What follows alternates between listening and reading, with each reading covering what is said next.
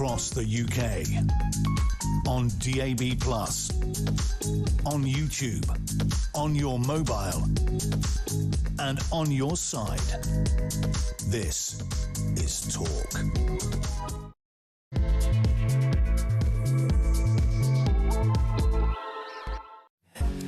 Hello there and a very good evening. This is Talk and it is Petrie here with you until 1 o'clock. And since it's the summer, I don't want you to work quite so hard in the 1 o'clock hour. There is a phone in, of course, there is talk back. We're going to continue doing that. But also, I'm going to be looking at some of the stuff that's going on in America, because it does affect us over here as much as we like to think it doesn't. So we'll be talking about tariffs and things like that. And also going to be talking to Andy Lown about some space stuff that is coming up as well. But the phone in, the talk back element of that is we're going to be talking about puberty blockers. Now, this is the controversial puberty blockers trial that a while ago the government decided that children should not be allowed to take puberty blockers in this country unless it was part of a trial. So this is a trial that has now been allowed to go ahead, a high-profile clinical trial of drugs that can delay puberty in children questioning their gender can now go ahead after the High Court rejected a legal challenge by campaigners. Now, some of those campaigners are parents of 800 children who are questioning their identity, and they didn't want this to go ahead. However, it is now going to go ahead. The judge refused an application for a judicial review, saying that none of the claims made by the campaigners had a realistic chance of success. He said that each patient involved in the trial will have been assessed over many months by specialist doctors who will have formed the opinion that a child has a reasonable prospect of receiving a clinical benefit from the treatment. Campaigners, including parents of gender questioning children, said they were disappointed by the decision. So I want to know from you, I'm going to be talking about this a little bit later on anyway, but I'd love to know from you whether you think that this is ethical or if it is morally wrong. A lot of the parents are saying, look, an 11-year-old does not have the ability to make the right decision for themselves, that it would therefore be their parents making the decision. And if their parents are making the decision, then really how much of this is an issue for the child? So it is a very complicated thing. There is no doubt there is gender dysphoria. There is no doubt that children, particularly of this age group, might be questioning their gender identity. But should we go ahead and allow them to take drugs that we don't know what they will do? That's the point of this trial, is to find out what effect it has on them, if they can return to what they were before after taking them. So this is a human trial on children for puberty blockers. But the argument has always been, well, you can't wait until they can give informed consent because by then it's too late to block their puberty, and in some cases blocking the puberty, the growth of certain things, a deepening of a voice. If it's a girl wanting to identifying as a boy, then she doesn't want to have breasts that grow, she doesn't want to have a high voice, she'll want to have the opposite to that. So by blocking her puberty, she can, I suppose, move into being a male if that's what she continues to want to do. So there's a lot of questions about the ethical nature of this, the morality of this. But at the heart of it, of course, there are children who are struggling with their gender identity. So what do we do to best help them out? I think and as the adults in the room,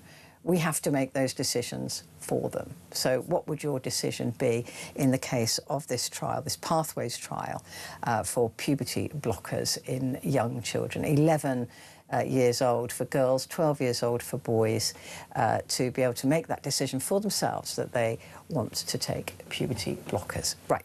So that's coming up at midnight. Before that, Petrie Hosken will be here in the studio to go through the papers. Tom Clayton will be joining us to talk about Gianni Infantino. which I find that whole story just absolutely fascinating. The puberty blockers trial will be covered by Dr. Louise Irvine, who is a co-chair and clinical advisory of the Network on Sex and Gender. So all of that is to come in this programme, and I really would like to hear from you as to what you think. It's very complicated. I think I have my views on it, but I don't know whether they're the right views or not, for the reasons that I've already given. But to start with, today, EU Home Affairs and Foreign Ministers held an emergency virtual meeting to coordinate the bloc's response to the mass border crossing last week. Tens of thousands of migrants crossed over into the Spanish enclave of Ceuta from Morocco, and over 80 people died in that endeavour. It's believed the influx was sparked by rumours circulating on social media regarding Spanish maritime law rulings, which suggested that anybody seeking asylum via the sea could not be returned. EU ministers expressed full solidarity with Spain, commending Madrid's swift handling of the crisis. Spanish officials confirmed that the vast majority of those who have crossed have already been returned to Morocco. They think it's about 2,000 people left over. A similar border incident happened in Ceuta 5 years ago, sparking another major diplomatic and humanitarian crisis when nearly 10,000 migrants crossed the border from Morocco. But there is no doubt that this kind of movement of people is going to be something. I mean, given what we were talking about yesterday, food shortages, water shortages, all of those things, this is a very much an issue that is not going to go away. Big numbers of people wanting to leave their countries and come to what they think will be countries better for them and their health and wealth, etc., etc. So what can the EU actually do about this kind of migration? Well, Catherine Barnard joins me now, who's a professor of European law and employment law at the University of Cambridge and author of the substantive law of the EU, the Four Freedoms. Catherine, it's very good to see you again. Thank you very much indeed for joining me. Good evening. Good evening. This is a problem that is not going to go away. We might not see this huge number in one day, but this problem is not going away for the EU. Absolutely not, because if you just think about it, the geographic position of Ceuta on that northern tip of the African continent is the principal access point for those coming from the Sahel region who really want to get to the EU, because for them they see that the desert is expanding, climate change is affecting their life opportunities, and they want to get out and they want to enjoy some of the benefits that we enjoy in the UK and in the EU. And so the pressures will be great and will continue to be great. How does that get balanced? I mean, this is such a complicated issue for me, because you can't blame people for wanting to move from a country where there is severe climate change issues, lack of water, lack of food, lack of jobs, lack of opportunities, and they see this what they think is the paves are not just paved with gold, but there's more freedom, there's more food, there's more of everything. So you can't blame them for wanting to do that. But a lot of people are saying no, that they can't do that. So how do we ratify that? So it's really difficult. What we know is that those who are in fear of persecution, i.e. the criteria set by the Geneva Convention, will get asylum and will be entitled to stay in the first EU state that they have arrived in. However, a lot of them, as you say, are economic migrants, and economic migrants have no right to enter the EU at all, unless an individual state, like Spain, welcomes them in. And this is one of the real problems that we have seen from the recent events, because Spain, uniquely in the EU, has one of the most generous provisions in respect of migration. Specifically, Pedro Sanchez, the Spanish Prime Minister, has granted an amnesty to about 500,000 people who were illegally resident in Spain.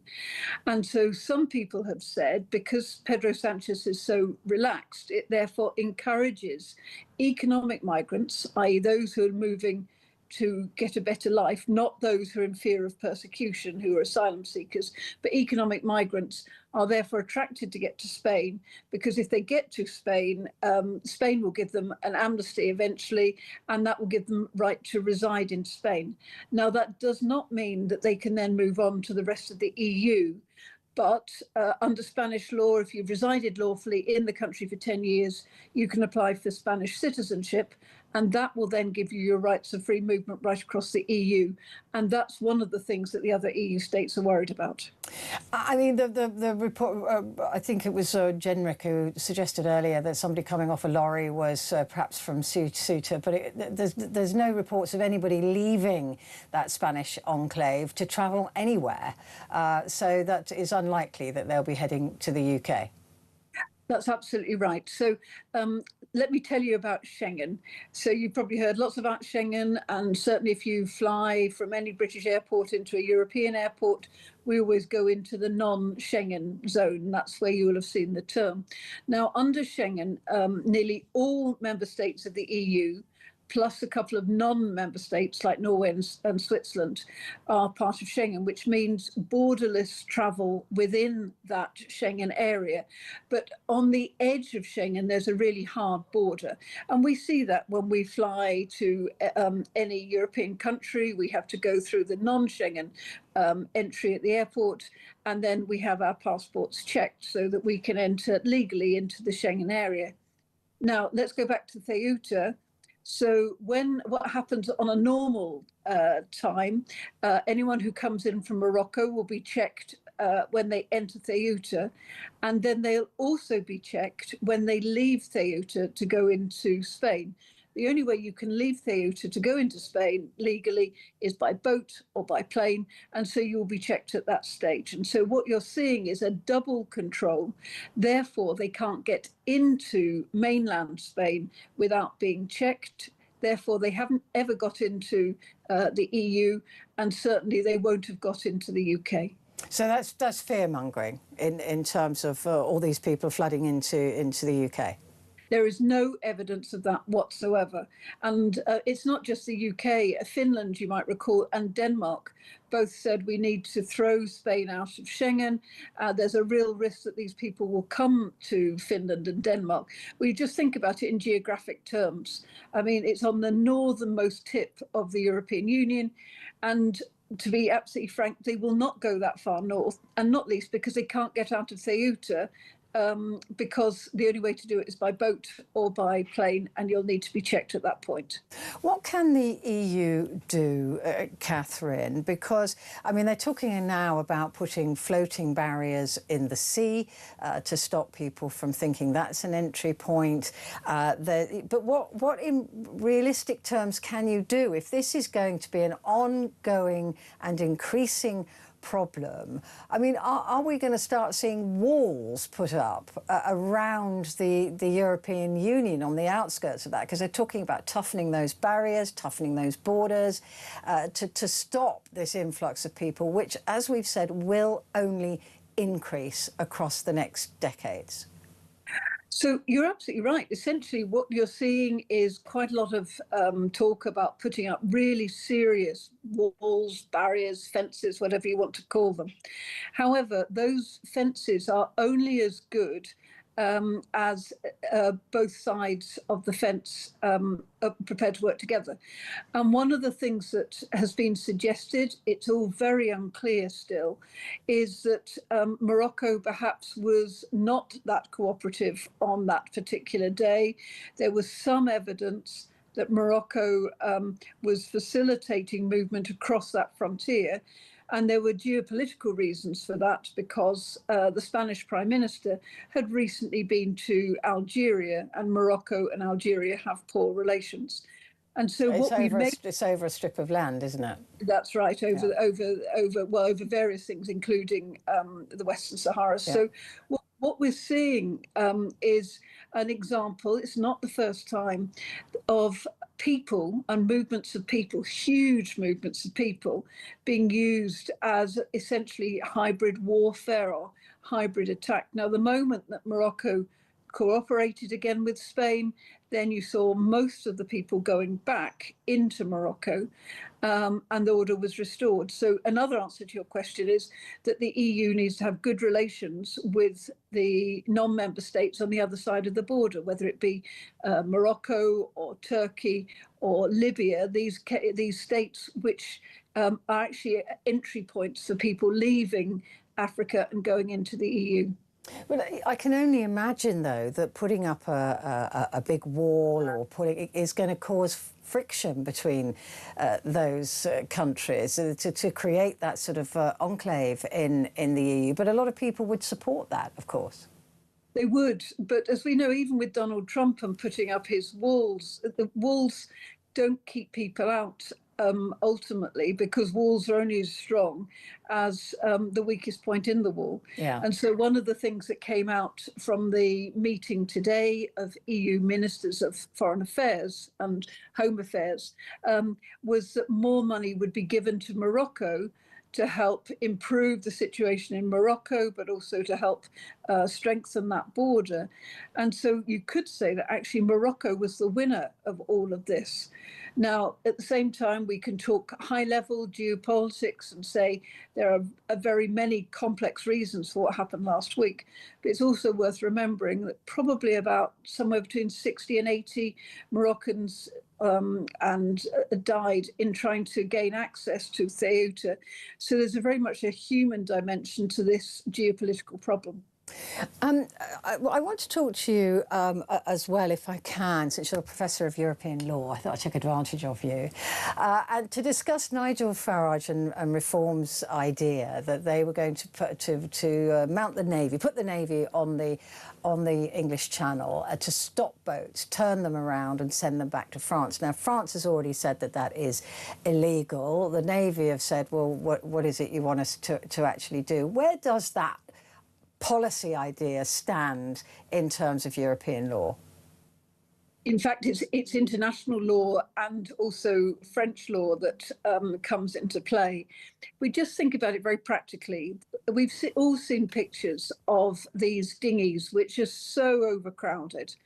And so what Reform hope is that the Navy could deal with those dinghies, order them to turn round and go back to France. The problem is these dinghies are so overcrowded, often they may well not even have someone who is competent steering the dinghy. Often what happens is that the smugglers just send the dinghies out to sea and tell one of the asylum seekers, one of the passengers, to take control of the dinghy itself.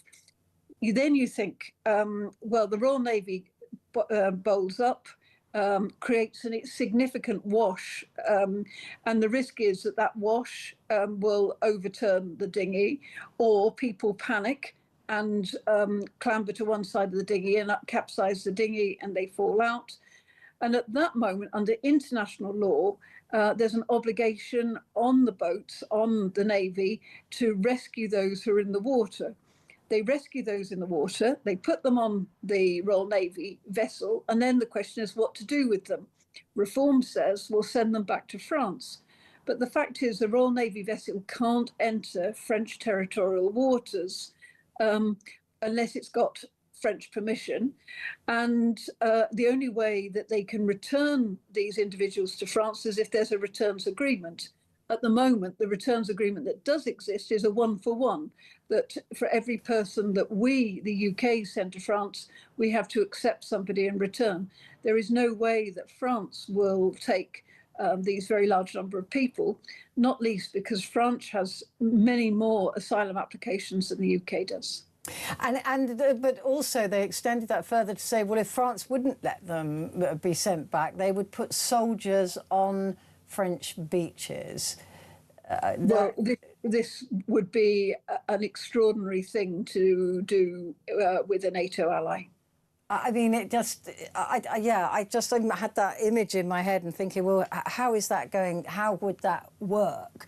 I mean, there's also maritime law, isn't there, about as you said, picking people up in the ocean if they're in trouble, if you're turning a boat round and trying to, how do you force it back? I just couldn't figure out quite what reform we're talking about with this idea. But as far as international maritime and European law goes, it's a non-starter. It's a non-starter under international law, under international maritime law, and also just very practically, as describing these boats full of people, often with no captain because the smugglers have hopped off the boat so that they don't get caught. And so they put one of the passengers in charge. The passengers often have no idea how to control the boat. And so the fact that the Royal Navy is bellowing at them to turn round, they often won't even know how to physically do that act. And of course, the risk is that there is panic and then all of the people fall out of the boat and then it becomes a rescue operation. Which could be risky for the sailors as well. Just very quickly before I let you go, the EU's meeting again in October to pull some ideas together. What do you imagine that they're going to do? Because it seems like the people with the rising of right-wing parties, that there's a lot of the normal people in these countries who are getting really fed up with the rise in immigration that is coming into their countries, the cost of that, not least Britain as well. We know we're not part of the EU anymore, but you know, a lot of countries now are exhausted financially and emotionally by this number of people who are even seeking asylum. What do you imagine the EU is going to be able to do to defend itself from this future? Well, actually, the numbers coming into the EU are already down. Last month, the EU introduced a new migration pact, which takes a much tougher line in respect of unsuccessful asylum seekers who should be returned. The EU is also working on returns agreements, and there's much talk about having some sort of arrangement for offshore processing. Remember the discussions we've had about Rwanda and the Rwanda scheme, which eventually failed before the Supreme Court, and Labour abandoned it. Now, under the Rwanda scheme, anyone who was sent to Rwanda would have been processed under Rwandan law. If they'd got asylum, they would have stayed in Rwanda. The EU scheme is more likely to say you get processed in Rwanda or Gambia or somewhere like that, but possibly under not Rwandan law, but under some version of EU law. And if you succeed, you can come back to the EU. So there's constant talk, constant working on trying to toughen things up. The problem for the EU at the moment is that we saw last week when Spain was under really quite serious difficulties, a number of member states just turned around and said to Spain, it's your fault. Because you've got these more relaxed immigration rules, because your Supreme Court took a decision which got somewhat confused in the telling.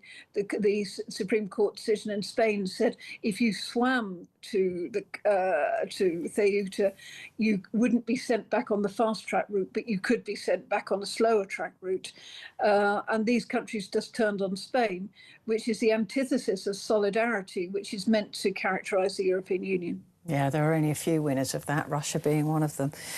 Good to speak to you. Let's speak again soon. I really enjoyed that. Catherine Barnard there, Professor of European Law and Employment Law at the University of Cambridge and author of The Substantive Law of the EU, The Four Freedoms. Back in a sec.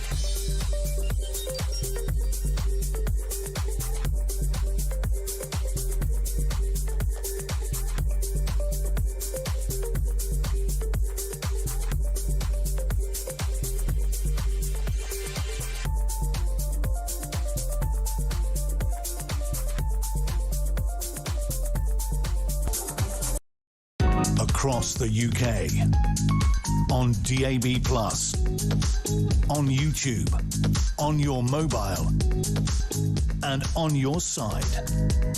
This is Talk. Hello there, this is Talk and it's Petrie, and coming up on the show, don't forget that we are going to be talking puberty blockers in just a moment, and then we're talking about Gianni Infantino. I don't know why, I'm getting slightly obsessed by that story. Plus we'll be heading off to America to talk about Trump's latest shenanigans, and also heading up into space. So all of that is to come, and my brother's coming in, obviously, to go through the papers at 11 o'clock. So all of that is to come. And midnight as well, I want to talk to you about the puberty blockers trial. I think this is probably way more complicated than I completely understand. But the idea that 11-year-olds to 16-year-olds will be in this trial, 226 of them, to see what these puberty blockers actually do, what they do to their bone density, what they do to their brains, what they do if they stop taking them, will they revert back to where they were hormonally before? All of these things, but it feels, I mean, I know a trial is a trial, right? And it looks at these things, but it feels a little bit risky to me to trial it on these children. But on the other hand, it is this age group of children who will want to take these puberty blockers if they are convinced that they are in the wrong body, because the last thing they want to do is go through puberty. So you have to give them these blockers at an earlier age so that they don't go through puberty, and then if they do live as the opposite sex as they were assigned at birth, then they'll be a lot better off for it, having taken these puberty blockers, I assume. But anyway, I want to know what you think about this. Do you think that this is ethical, or is it morally wrong? I mean, there's a lot of parents who've got children questioning their gender who don't want them to take these puberty blockers, but then if you're a girl and you want to transition to being a boy, the last thing you want to do is to develop a female body, because that would involve then surgeries in later life.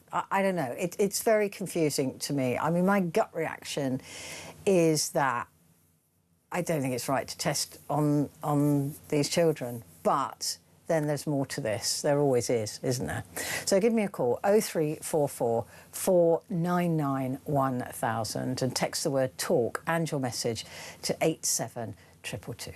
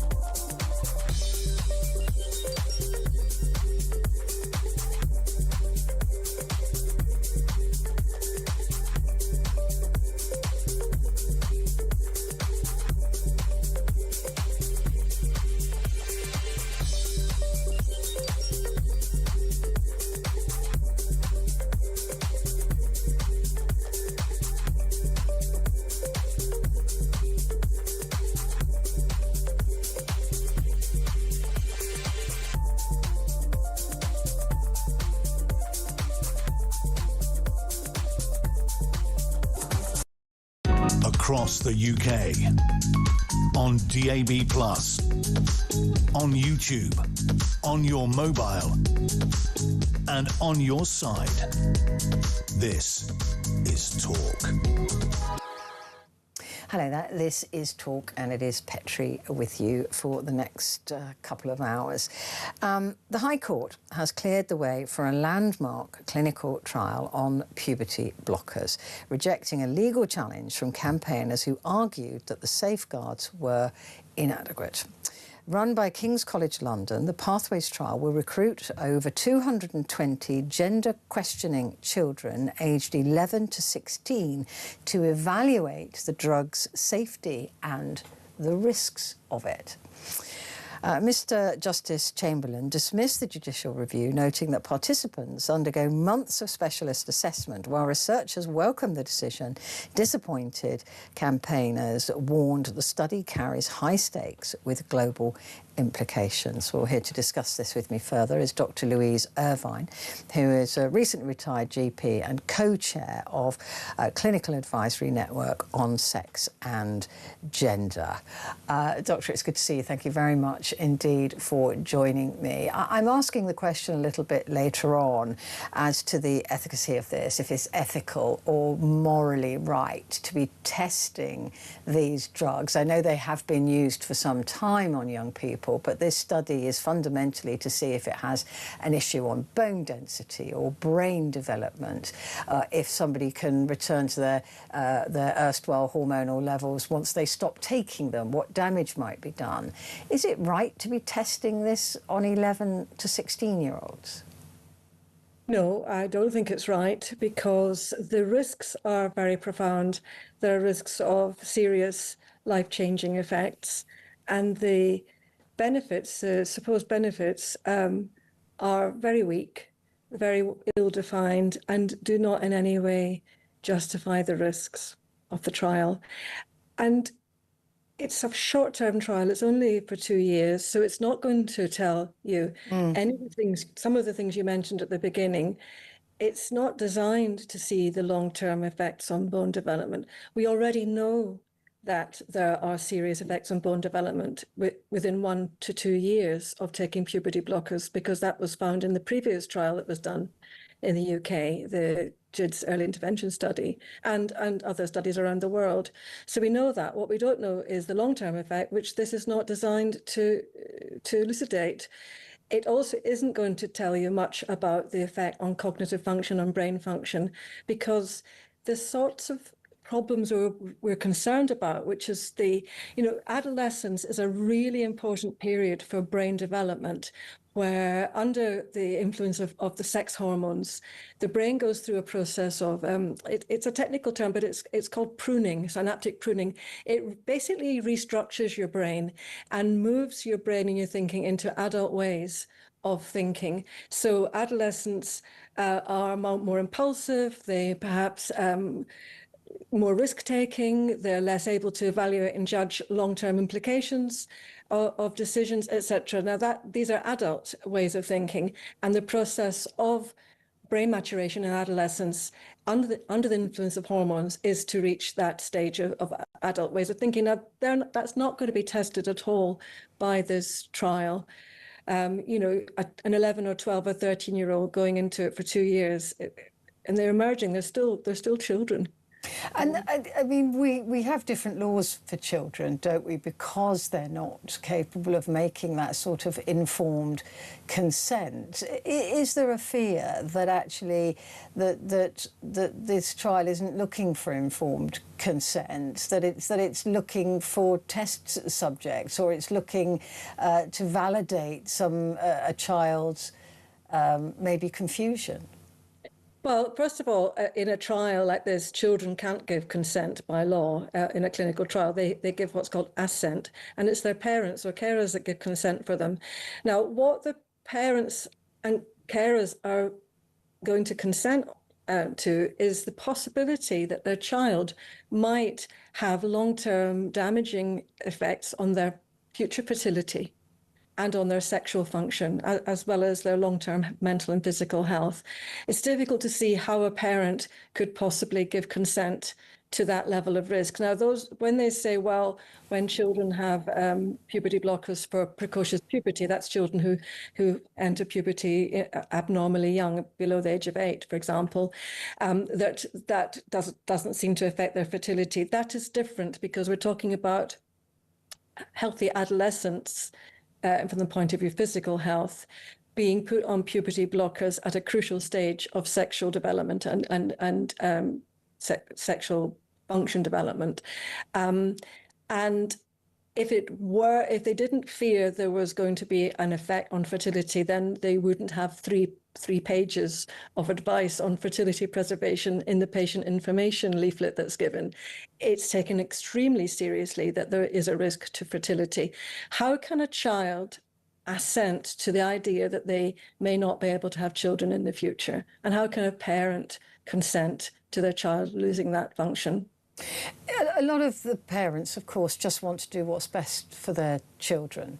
And many of them have been persuaded that a child struggling with, body dysmorphia or gender dysmorphia or this gender incongruence, as it's now being entitled, they will be fearful that their child will become depressed without this intervention, that they may become suicidal without this intervention. They've been, maybe they've read a lot of stuff that suggests that they are doing the very best thing for their child by allowing their child to take these puberty blockers. I can't imagine there's many parents out there who would deliberately damage their child. So they do think they're doing the best thing for them, right?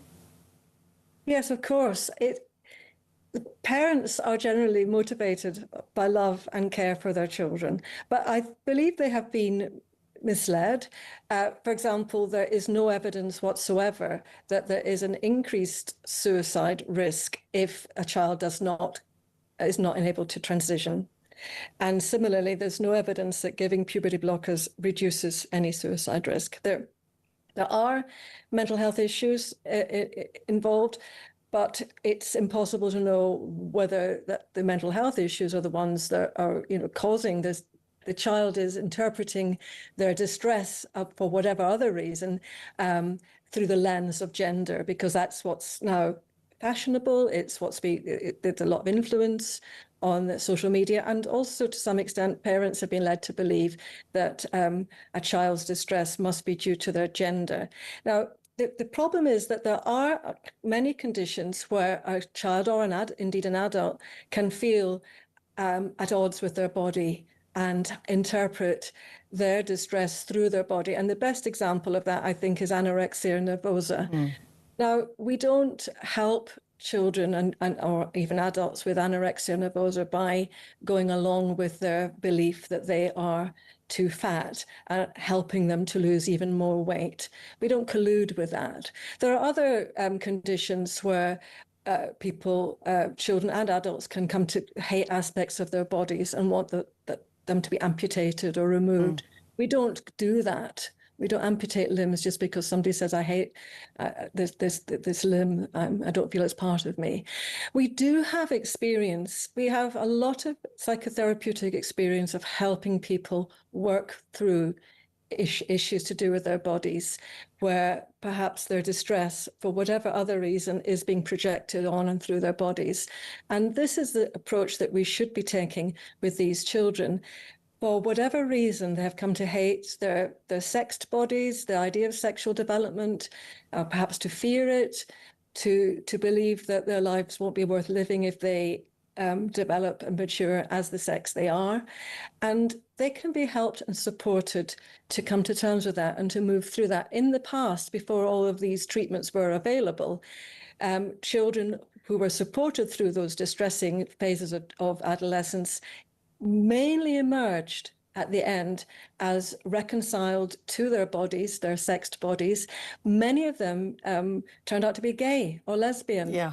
And instead of actually allowing and supporting that development, we are proposing interrupting it, interfering with it, and actually causing quite profound and possibly irreversible changes to the body, basically to treat a psychological and a social condition. I mean, the idea that these puberty blockers, and I've seen this around a lot, is homophobic. I saw a study that said that parents would rather their children were transgender than gay, and that probably doesn't help the situation either. But children can be very persuasive, right, with their parents. So you've got maybe an 11-year-old girl who doesn't want to go through puberty. She doesn't want to start her period. She doesn't want to grow breasts. She doesn't want want any of those things, and therefore she wants to be a boy, they can be very, very persuasive with their parents and use all sorts of levers to make sure that they get what they want. How do parents resist that, particularly if that child is saying things like, well, if you don't let me do it, I'm going to kill myself?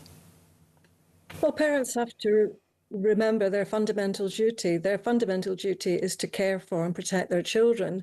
So we don't give in to our children on other things that they want to do, no matter how persuasive they are, which we consider might be dangerous or not helpful for them. So I think parents first of all, need to remember that's their duty. But secondly, they obviously need support in doing that, because it can be very, very difficult. And that's where I think the NHS should be focusing its resources on supporting parents to support and help their children through a difficult phase. Now, we have to ask, why are so many teenage girls now identifying as boys? And it seems to me more that they, not so much they identify as being male, but that they're in some way escaping womanhood. What is it about womanhood that terrifies them? We do know that quite a high percentage have suffered from various forms of adverse childhood events. Many of them are in care. Many of them have autistic spectrum disorder. Many are suffering from anxiety or depression, which predated their identification as the opposite sex. So we need to look at what are the underlying issues for those girls. Because it is majority girls that want to be male. It is majority girls. Yeah. It's changed. In the past, it was majority males who presented to gender clinics, and that's shifted now. It's a ratio of, I think, about 3 to 2. I find that fascinating. It is fascinating. What's even more fascinating and even more worrying is that there's been absolutely no curiosity about this. There's been no research into this rise. It's not just that the pattern has changed to being predominantly females, it's also the exponential increase in girls being referred. Why has there not been any research at all into this phenomenon? It's extraordinary. You can't treat something until you understand it, until you know what's causing it and where it's coming from. And that's, to me, I think that's a shameful piece. I completely agree with you on that point. Just finally, if I can, there will be people listening who say, well, isn't it more damaging to allow a girl to go through puberty who wants to identify as a boy, and then further down the line have to have corrective bodily surgeries like breast removal or things like that, or, you know, and then, you know, have the wrong voice if they want to live as male in the future? Well, they don't have to have any surgery at all, because the hope is and expectation is that most of these young girls will actually come to terms with their body and come to accept their bodies. They can still be masculine, they can still be gender non-conforming, they can be lesbian, they can be whatever, but they're still female. You can't take away the femaleness. You can cut or get breast removed, but that doesn't stop them being females. The breast surgery that's done on the NHS, I think about 1,000 double mastectomies a year are done on the NHS for gender dysphoria, and a much larger number on the private sector, of which in the NHS about 500 are girls under the age of young women under the age of 25. Now, there's no evidence that doing this to these young women actually helps them. The NHS has done no follow-up at all on these girls. So we don't know if they're happier and afterwards. We don't know what kind of problems they face. The average age in which women are having babies now in the UK is their first baby is 29. So it's only really by the time they're at the end of their 20s that they might be thinking about things like breastfeeding and realizing they can't. And again, as I said, many trans-identified females also want to have children and want to breastfeed, so it's going to affect them. And also, when you talk about surgery, the genital surgery that is offered to women, which is what they call phalloplasty, is horrendous and has got an incredibly high complication rate, over 50%. So nobody has to have these things done. And I really think we should be helping and supporting young women. And I don't want to forget about the young men either who are affected by this, but seeing as we're talking about women, you know, we should be supporting them to accepting and loving their bodies, and realizing you can be any kind of woman you like, but you're still a woman. Good to talk to you. Thank you very much indeed. Dr. Louise Irvine there, recently retired GP and co-chair of the Clinical Advisory Network on Sex and Gender. Right, quick break, back in a mo.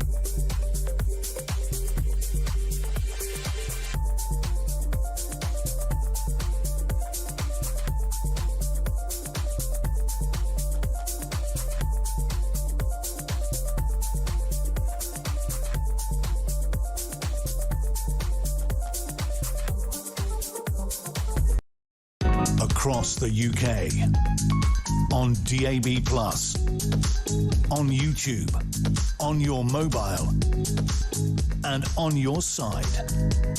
This is Talk. Hello, this is Talk and it is Petrie here with you. And just a reminder that coming up at the top of the hour is my brother. He's going to be here, journalist and author. Petrie Hosken will be here to go through the papers.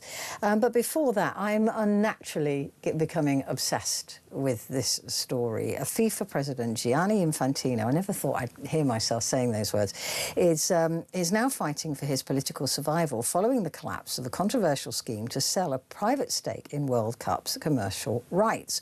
That's the 20% stake, which would hold pretty much all of FIFA. The humiliating U-turn triggered by mounting fury from UEFA, CONCACAF, and key member federations has exposed deep rifts at the peak of global football. Governing bodies warned the proposal crossed an unacceptable line, sparking unprecedented governance backlash.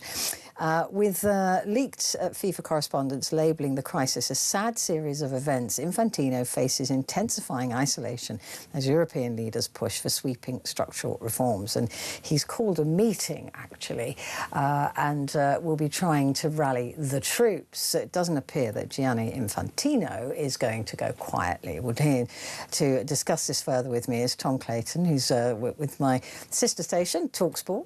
He's a journalist there. Tom, this is just the most incredible story. And I was speaking to somebody last week who said, look, it's likely that he'll hang on. It's likely that he'll get the support. I mean, the guy I was talking to didn't have all the information that we've got now. But everybody's still saying that Infantino's going nowhere. Yeah, well, certainly for the time being, he appears to be going nowhere until at least the FIFA Congress, which is happening in March of next year, which is when he was due for re-election anyway. What's remarkable about this story is going into the World Cup, he had support from more than 200 affiliated associations with FIFA, which, you know, bear in mind there are 211, so there's only one or two that weren't for him. And now he's scrambling around to see if he can get half of that. And there's suggesting he's struggling to get his allies on side because he effectively, by the sounds of it, what's being reported, has gone behind everyone's back. You know, he's done this all without telling anyone on the senior council at FIFA. And it's now begging the question, which is something that UEFA is going to discuss, something that the FIFA Senior Council will discuss in their supposed meeting tomorrow in Morocco, whether the position of president should be changed to stop this from happening. I mean, first of all, Gianni Infantino, he will want to stay on. Of course he will, because, you know, the £4 million annual salary is pretty nice. But he was wanting to boost his own salary by the sounds of it. And I mean, to it's 64 completely right up million. in his face. To 64 million a year. It's bonkers, isn't it? I mean, yeah. It's eye-watering. But it's notoriously difficult to get rid of a FIFA president, isn't it? I mean, there was a real kerfuffle over Sepp Blatter. So how do they... if everybody does turn against him, is he still going to be able to hang on in there like a limpet on the side of a boat? Well, that's a very good comparison, I think. And I think, as I say, the crucial thing is going to be what the result of this meeting is tomorrow in Morocco with some of the senior members of the FIFA Council. And then also, as well, going into that March Congress, it's a question of can he rebuild any kind of trust? One of the remarkable statements that's come out today as a result of all this is from Prince Ali Al Hussein, who's the chairman of the Jordanian FA. And basically, he has said that we are still waiting payments for, or prize money for, entering in the Arabic Cup, which happened in November last year. And he's alleged that his prize fund has been withheld until he officially declares his support of Gianni Infantino. He's accusing him of bribery, isn't he? Well, the exact words he uses amounts to blackmail. Blackmail, right. Is just absolutely sensational if that's true. And bear in mind, a country like Jordan, which does not have the biggest budget, nothing by comparison to the likes of England and Spain, they've got to take all of their staff, all of their players over to the US. They've got to sort out visas. They've got to sell tickets to their fans, some of which who bought tickets for the extortionate prices that FIFA set for this World Cup and then couldn't get visas to get into the country. It's astonishing how FIFA allowed this to happen. I mean, we knew that there was going to be logistical problems with the Trump administration having banned several countries and, also being at war with one of the participating nations who ended up having to have their training camp outside of the country and commute in, which, for me, it's never happened in World Cup history. I don't think it'll ever happen again. Yeah. In World Cup history. What's happened over the last few weeks, few months has been absolutely astonishing. And I cannot believe there is, I feel like the response has almost been a bit, well, it was Infantino. We kind of knew it was happening. We're not happy about it, but we kind of understand it. I'm surprised there's not more outrage. But it's extraordinary to me that it appears that Infantino is running FIFA like Donald Trump is running America, that there is no consensus. There doesn't appear to be any, talking to anybody else about what these two men basically want. And, of course, their relationship has been controversial as well, not least that this 20% stake was likely, if it had gone ahead, was likely to be sold to a family member of Donald Trump, albeit, married into, but definitely a Kushner was looking to buy this 20%. And it just smacks of this sort of old boys network, particularly between Trump and Infantino, and Trump getting that red card overturned for the sake of the next game.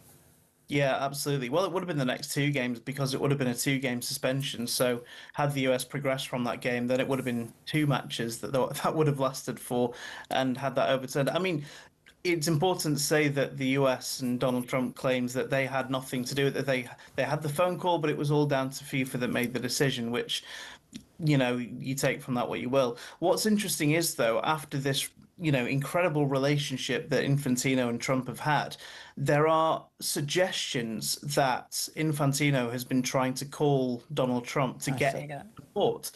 And then the response apparently has been Donald Trump is too busy to take your phone call, which is absolutely astonishing. Trump likes a winner, and Infantino is not in that position at the moment. No, he's not. But I must also stress that FIFA have come out and denied that claim that phone call ever took place or those phone calls have ever taken place. But our sources suggest that they did. So conflicting reports there potentially. But it's the way that Infantino has handled this. It's almost kind of like rather than hold your hands up and say, "Okay, sorry, I got this wrong," and realize it may be time to move on because he's been the president. This will be I think it's his 12th year. Wow. So he'll be moving into another term. And this is the thing that goes on with FIFA as well. The problem that we had with Sepp Blatter is the fact that there is no term limit for the FIFA presidency, which I think there should be absolutely to be able to revolve that. And it all comes down to basically who can get the most support possible. And what Infantino's done, allegedly, is basically promise the smaller nations a load of money to say, hey, vote for me and I'll give you a load of cash. 30 million, which again smacks a little bit that it could be blackmail. The problem is, Tom, is that they need to find a replacement. And that seems to be an issue. And again, if I can liken that to the Republican Party, they put all their faith behind one person, and then there's nobody coming up through the ranks that can possibly take over. But Sepp Blatter has suggested a woman lead of FIFA. Can you see that happening? I think there's a possibility it could happen, absolutely, if a strong enough woman comes forward. I think one of the names that has been put forward recently is Lisa Klaveness, who's the head of I think it's the Norwegian Football Association. Norwegian Football Federation, yeah. Yeah, exactly. And she's a very strong character. And actually, when that red card was overturned during the World Cup, she was one of few FA chair people that came forward and said, actually, this is not right. And that was midway through the tournament. And that was fighting on behalf of another country. So she has proven that she can put a hand up and fight for what's, in our eyes, right. But then if you look at some of the other candidates as well, so there's the chap who's currently the chair of CONCACAF, which is the North American and Central American Confederation. There's a name coming through from Africa. A lot of people have suggested Nasser Al-Khelaifi, who is the chairman of Paris Saint-Germain. He's a businessman from the Middle East. He owns, half of the Middle East pretty much. So he's a very wealthy man. But he has got a lot of experience in running a major organization such as Paris Saint-Germain, and he could be one to be put forward. He's apparently got a lot of support, but he is a little reluctant at the moment because he doesn't want to go up against Infantino in a ballot in case he loses. Yeah, well, I mean, it's just this is a story, the gift that keeps on giving, Tom. So no doubt we'll speak again. Great to see you. Tom Clayton there, TalkSport journalist. Right, stay where you are, because the papers are next.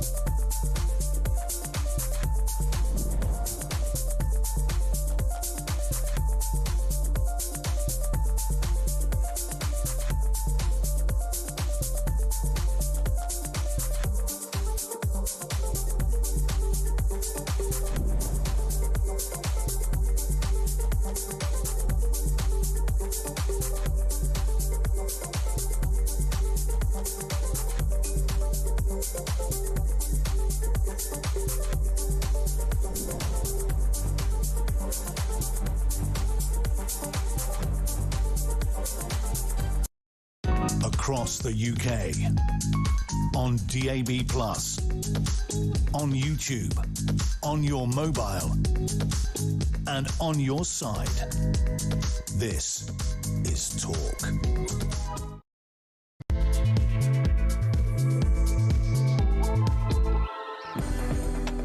Hello and a good evening. This is Petrie here with you until 1 o'clock. And with me in the studio is Andrew Hosken, my brother, in case you were wondering, author and journalist and former BBC senior correspondent. And I wanted to start, actually, this evening talking to you about Rod Liddle, because I know you worked with him for quite a few years. And I was so shocked when I saw that he had died at the age of 66 at the weekend. Yeah, I was really shocked. I've known Rod Liddle for almost 30 years. In fact, when he was the editor of the Today programme on Radio 4, he was my editor. He was my first editor. And he gave me I was there on what you call an attachment from another part of the BBC. So I wasn't confirmed, and I sort of went there as a reporter to work there for 6 months or so. And Rod had just been appointed editor. Although lots of people at the Quite BBC... controversial. Well, people at the BBC thought, oh, he's trouble, you know. Yeah. And of course, BBC don't like people who are trouble, and Rod was trouble. And, you know, that was one of his great strengths. He believed that journalism should be about causing trouble for those in power. And I think that was an ethos he had at the BBC, which I loved about him, and an ethos he took into Fleet Street when he became one of the, you know, most prolific and most successful commentators. But, yeah, I mean, I remember, you know, wandering around the corridor wondering what was going to happen to me, because he wasn't the editor when I was given this attachment. And he was out in the corridor having a smoke or something, and he said, do you fancy a job here? And I said, oh, really? Yeah, I do, actually. He said, great, consider yourself hired. And that was it? That was basically it. And I worked with him for 4 years alongside. So this was all the way through September 11th. And he sent me a number of other people, including Ed Sturton, who sadly left us as well, the former Today programme presenter who died only a week or so ago, a couple of weeks ago, off to New York to cover the terrible events of September 11th and onwards.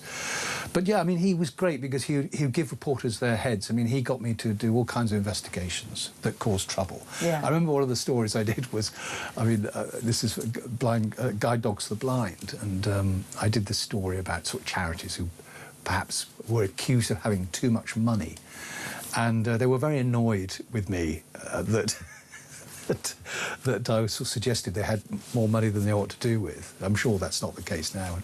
And they put in this great complaint. But Rod thought it was very funny and thought, great, we'd actually upset somebody. But he was a very serious journalist, and I remember doing a number of serious investigations. I mean, yes, he could be cruel and acerbic, and I also liken him to the sort of gonzo-type journalists like Hunter S. Thompson, who were gratuitously offensive about politicians and other people. And I think Rod could be rude and offensive, and certainly he was rude and offensive to me at times, and you know, could be very hurtful. It was his way, and that's what he sort of carried in. But that sort of that acerbic kind of language, and it's not totally serious. It's making a point with the language, causing trouble, and that which he thought that's what disruptor. He was a disruptor. I remember we had one of these away weekends with the Today programme, and he selected. I remember 3 people he selected were Will Self, the great writer who worked on the Today programme for a while and was a lovely man. Claire Short, who was sort of controversial then, Labour cabinet minister, and Alan Clark, who was the former Conservative minister who wrote his scurrilous diaries that we all remember. And they were all, I remember Alan Clark saying, with Rod's approval, you know, your job with the Today programme is to cause trouble. And that's what you should be doing, as long as you do it responsibly. And of course, there are lots of people at the BBC who don't like causing trouble now, particularly, who rather like being comfortable and not causing trouble. And if they do cause trouble, well, it's sort of, you know, like fireworks night. You light the firework and stand well back, and when it goes off, other people can catch it, and not them. But Rod wasn't like that, and of course, he sort of left in because the BBC rather foolishly or unwisely allowed him to have a column with The Guardian at the time, and so he did this very funny column in The Guardian, having a go at the Countryside Alliance, which was then protesting against the forthcoming ban on fox hunting that was being proposed by the Labour government. And he wrote them up in a very funny and amusing way, and they got very upset about it. And Steve Mitchell, who's then deputy head of news, sort of gave him a choice. You know, either you keep your head down and your mouth shut and carry on with in BBC management, or you left and became a free spirit, which he did and made loads of money. And so he went to The Spectator. He was famously also hired by the then editor, Boris Johnson. And he did very, very well. And of course, people, you know, I'm not saying that I agree with his politics, and I think that he did pick on people, but that is the nature of these sort of... But we don't see that anymore, do we? Nobody's brave enough, really, to be that kind of disruptor anymore. Well, it's their job. I mean, you know, all the money for journalists, reporters like me, and you know, I rather resented the money sort of flowing to the commentariat, which is what happened in journalism. So the money went to the sort of big mouths and the commentators and away from journalism. But hey-ho, that's the way, the wind and the rain, that's the way it goes. But he said he went sort of from being, you know, the BBC manager to being this brilliant, whatever you think about his politics, and I, you know, I thought that he did pick on people and bully people and humiliate people, but that is, you know, the nature of that sort of journalism, and you know, you have to take the rough with the smooth. But on a personal level, I found him funny, kind. And I know he was struggling with giving up smoking, and he was on Facebook all the time, so you would sort of message him about smoking or whatever. He was great fun, and I had many conversations with him. And he was always one for taking reporters down. He loved reporters. The producers, he sort of. They sat behind the desks, the reporters who, like me, who sort of went out around the world and did stories and dug up stuff that was embarrassing to people. He sort of liked us a lot, and would take us down to the pub. And we had many very entertaining afternoons and evenings with Rod Little down the Green pub at Shepherd's Bush, very close to Television Centre. Yeah. And of course the producers would look at us when we tottered back. I hasten to add, it would be those times when we weren't on air doing stories, whatever. But he was great fun, and it's a shame that there wasn't more people like that at the BBC with that kind of spirit. Well, that bravery, because although, you know, there was a lot of times where Rod Little came across as cocky or arrogant or, you know, ego-driven and all of those things, there's still a level of bravery to put your head above the parapet pit, particularly these days with social media the way it is, the cancel culture the way it is.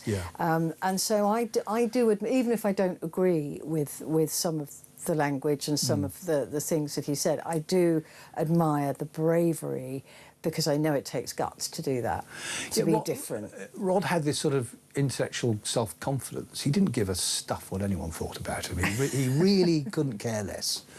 And I would say things to him about him, and he would say things about me. I mean, one of the funny stories I remember him. I was sitting at my desk at the BBC on a Friday afternoon, and it was empty. And my colleagues, I don't know where they were, probably down the pub or something. I don't know, because it was Friday, and Saturday programme was a shorter programme in those days than the Today programme, so there weren't many people around.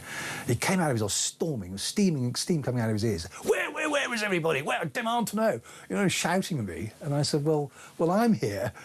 So why are you shouting at me? Because I'm here. If you want to shout at somebody, go and find the people you want to shout at and shout at them instead. And he would laugh about it. But he would heat up in a big row, and then you would explain something, or you'd sort of walk off, and then he'd come back and say sorry.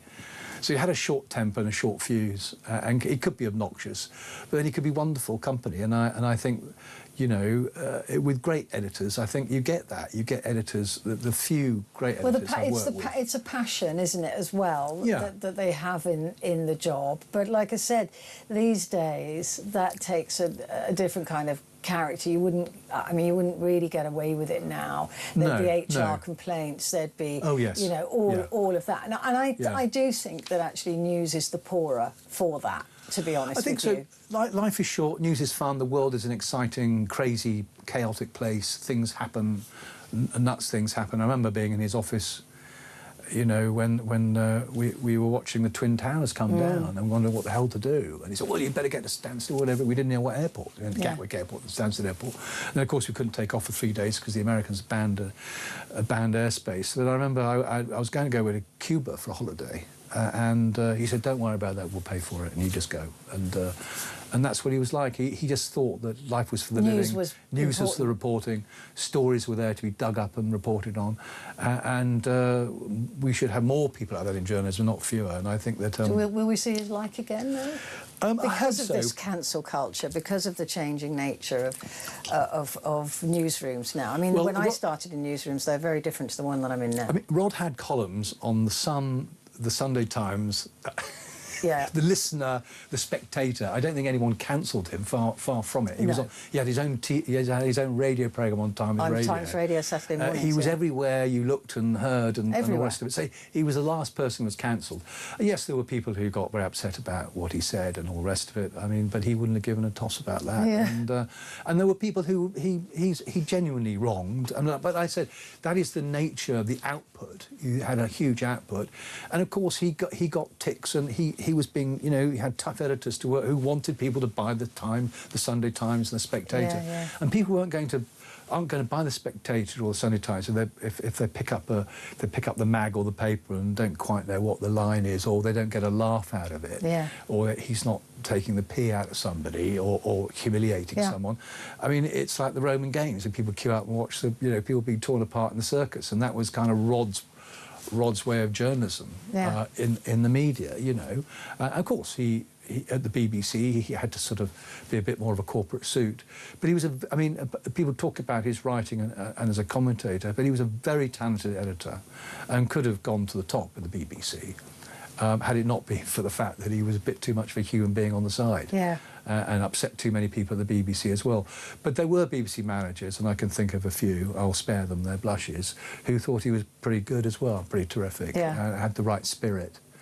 In the end, it was, the spirit that ended it. It was spirit that ended it. A new guy came in, and it wasn't as much fun. No, but as good. But that's my take on Rod Little for what it's worth. I think that's great. That's an amazing tribute, actually, to a man that was, like I said, he was in this building. He was very popular here, and Times is just a couple of floors down from here, Times Radio.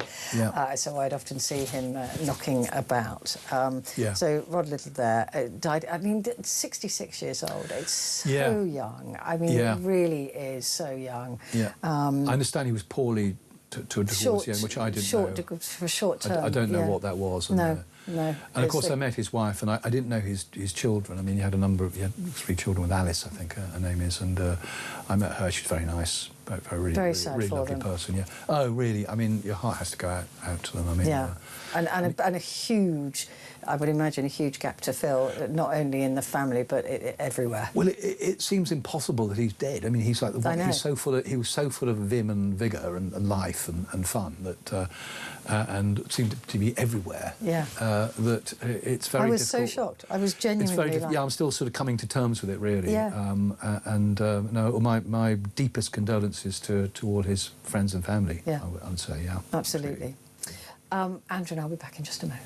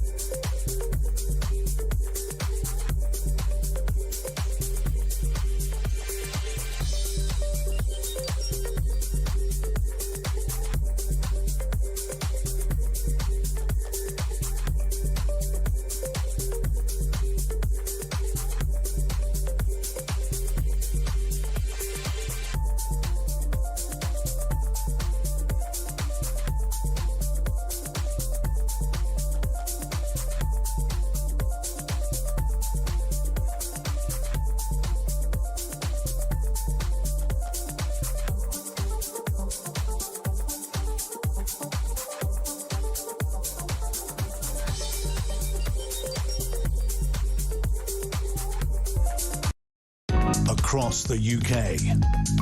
On DAB+, on YouTube, on your mobile, and on your side.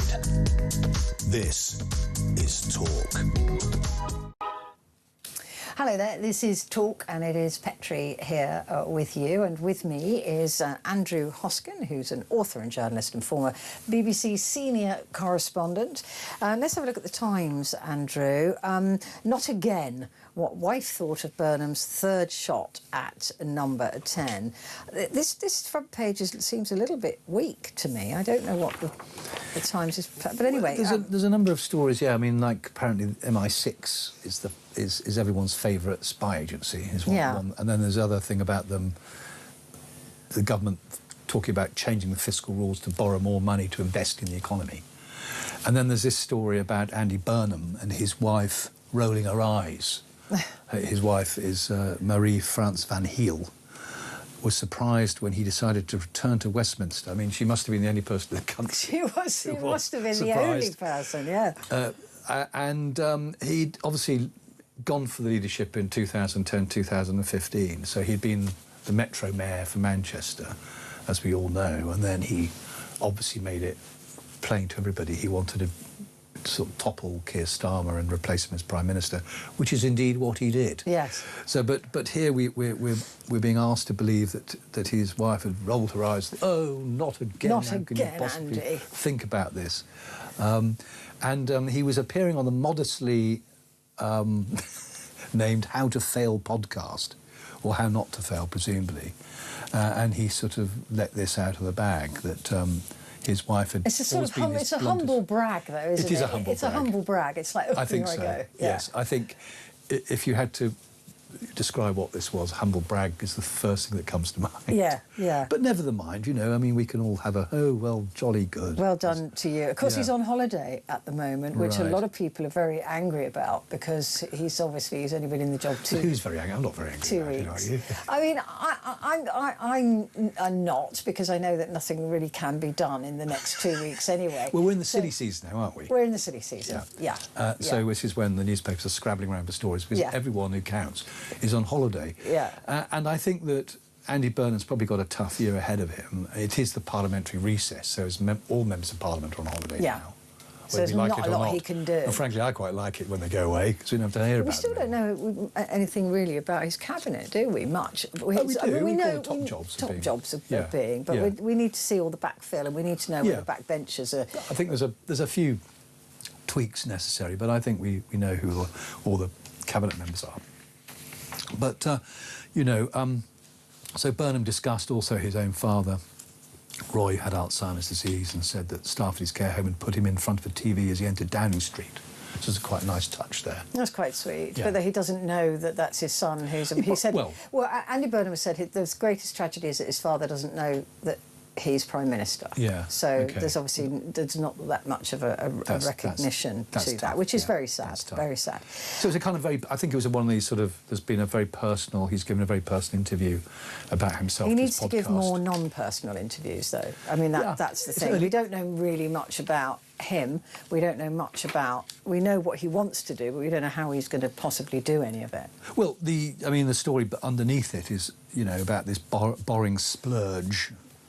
In bid to boost economy, where ministers are drawing up plans to boost economic growth in the country by exploiting the fiscal rules, apparently, and to spend more money on infrastructure, housing and support for businesses. So this is basically tinkering with the borrowing rules. But the markets won't like that at all. Well, the banks won't like that. Well, they're saying that they're trying to prepare the markets by saying, look, this isn't borrowing money as Liz Truss was doing or about to do to give to the rich, tax cuts.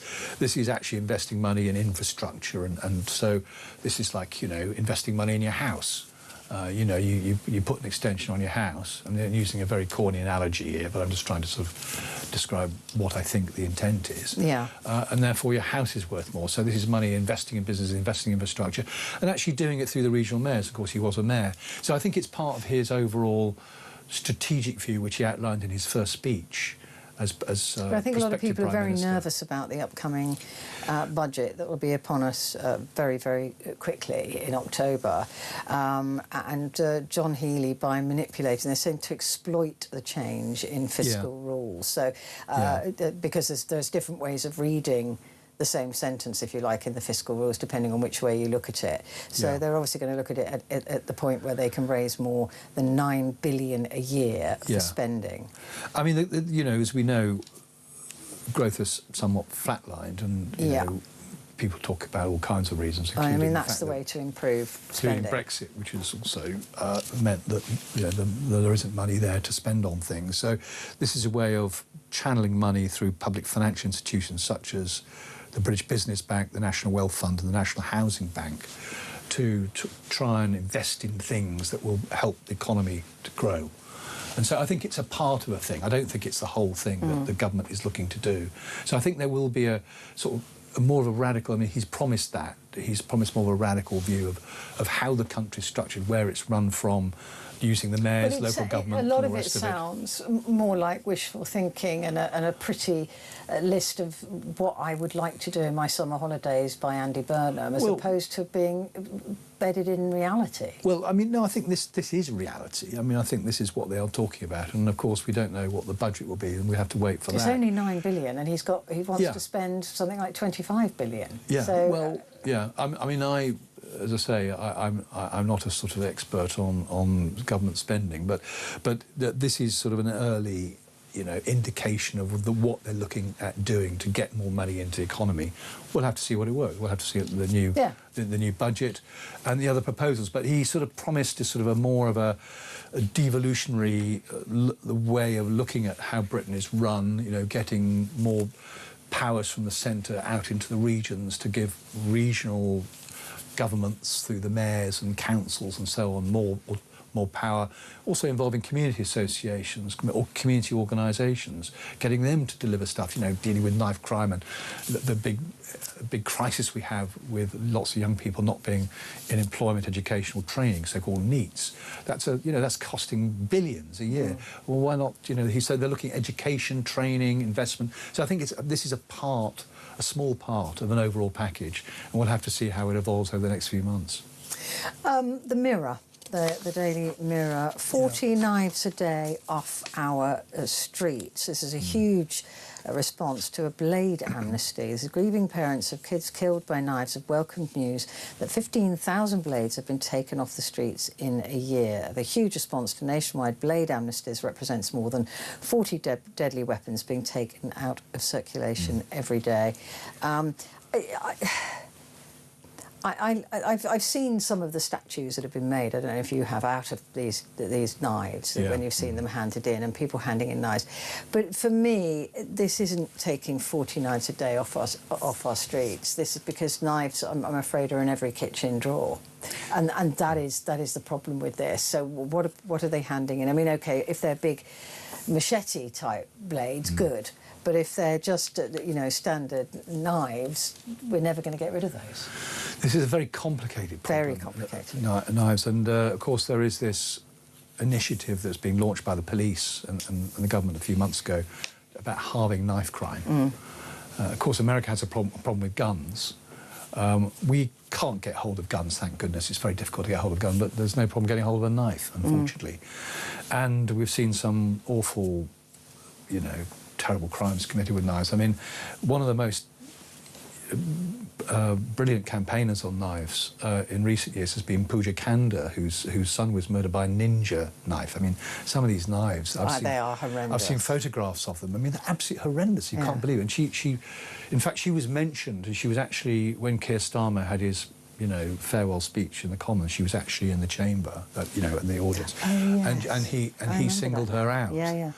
And of course, there have been other very effective campaigns led by the parents of Bim Kinsella, who was another London boy who was murdered with a knife back in 2005. Ran a charity. They're incredible people. You know, they've suffered the most appalling loss of their own childhood, and yet they've gone into the campaign, into these campaigns, and and the Daily Mirror as well. It's about raising awareness. And of course, the terrible thing about yes, you can take all these knives off the street, but you know, you can just go into your mum's knife drawer, Exactly. or, you know, or I mean, it is more difficult for children to buy knives in kitchens, but you know, they can just go into a knife drawer and take a knife out and all the rest of it. And it's a very, very difficult subject, and I think that the way that the police can tackle it is, okay, you can take knives off the street and have amnesties, but the way that the police are doing it, and the police are being more proactive about this, is going around to schools, explaining to people that what happens, and actually having Puja Kanda, Bin Kinsella Trust, all the rest of it, getting people out to the communities, telling people that the devastating consequences of knife crime, not only on the individuals who are stabbed off and die, bleed out, die, or are very badly injured, but the impact, the terrible impact that has on families afterwards. Yeah. So getting the message out, and the police are being very proactive on this. So I think this is all part of an overall campaign, raising awareness, making it unacceptable, like drugs or cigarettes, all the rest of it, just really unacceptable for kids to have knives. You know, making it absolutely punitive to punishment in that if you're found with a knife, you know, to deal with that. And of course, the other stories that are going around at the moment are prisons are full, so locking up kids with, you know, because they're carrying knives is another issue altogether. But yeah, it's about raising awareness, and about, you know, I mean, if you look at,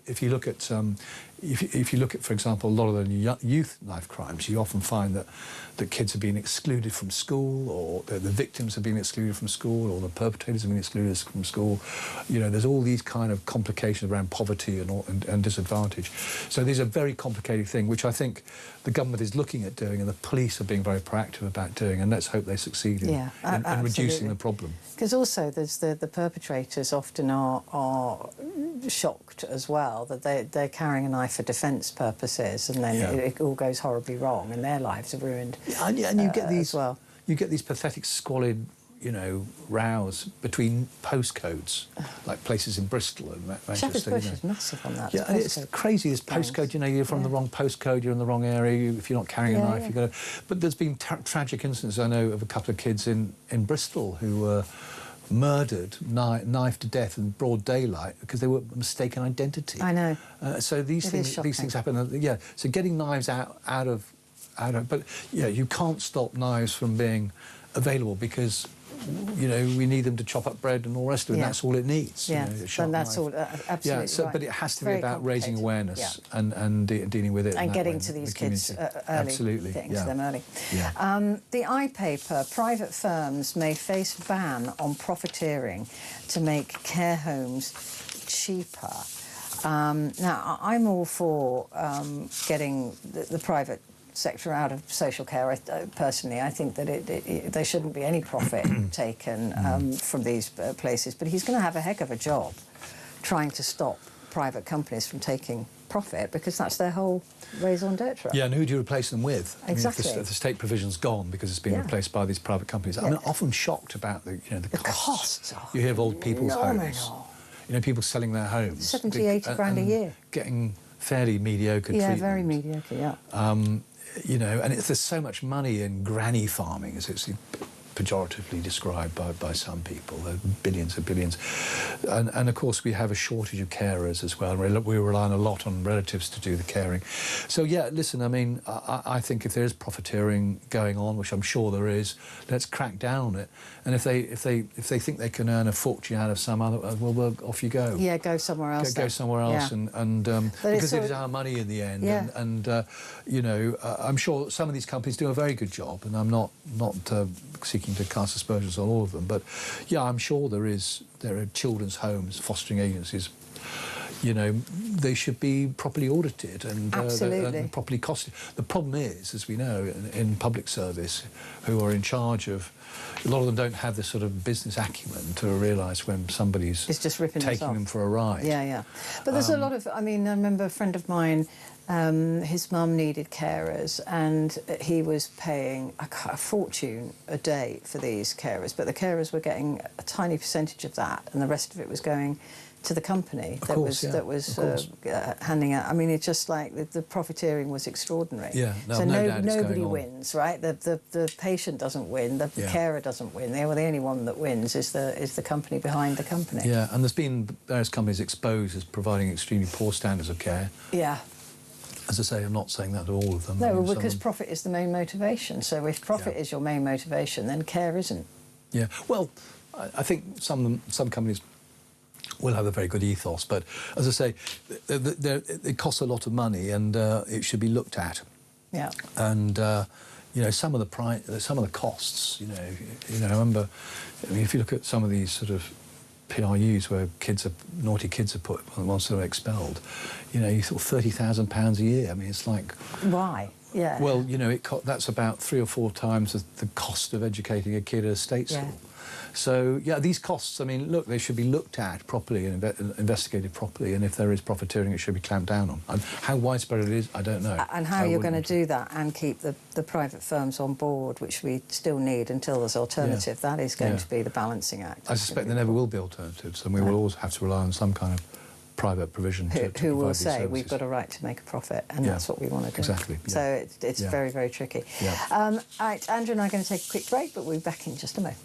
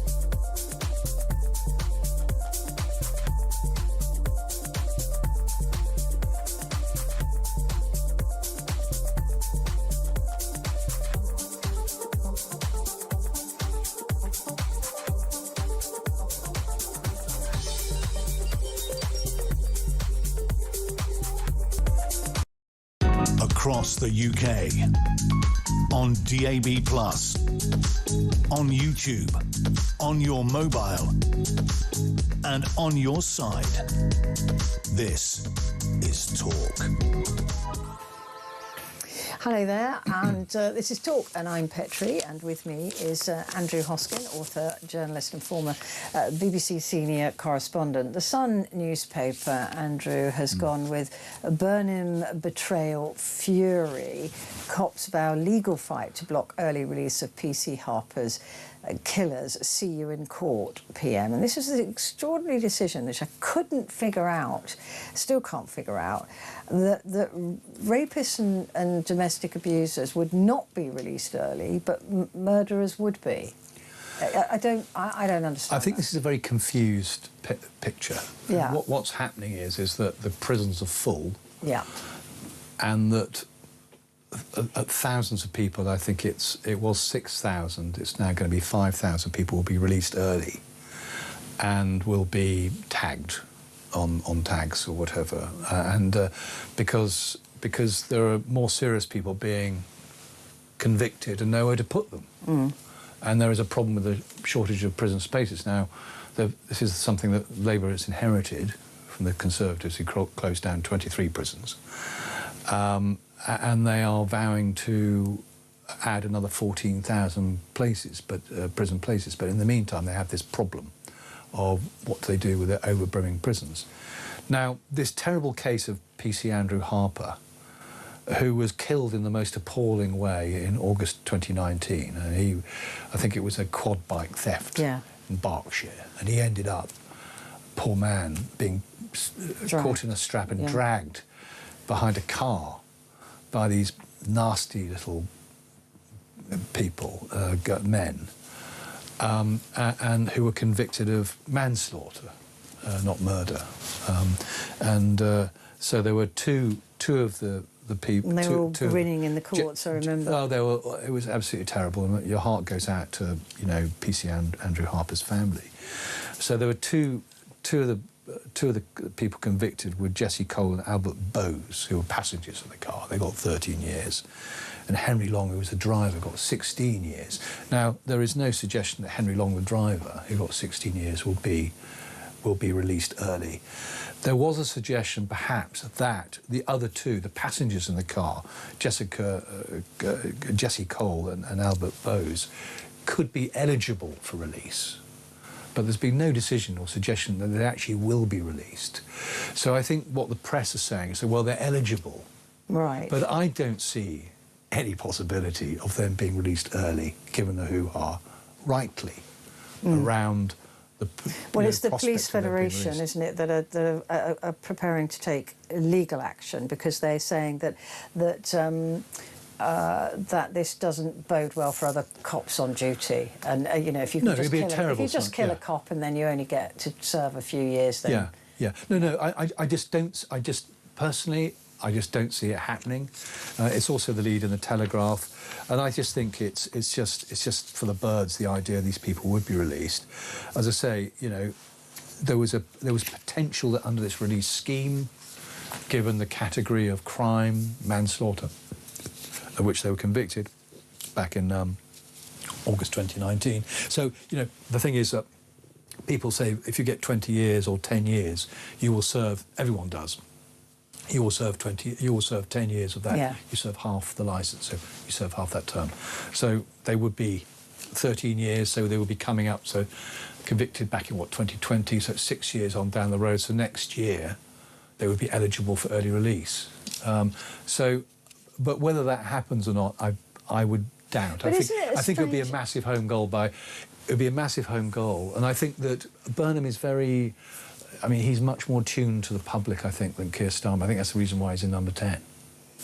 And so I personally don't see that happening. I think it would cause so much uproar, and it would undermine public confidence in the scheme that the government wants to sell to the public and say, look, you know, we're going to have to release some of these people early. And that would be totally undermined in public confidence if among those people were these...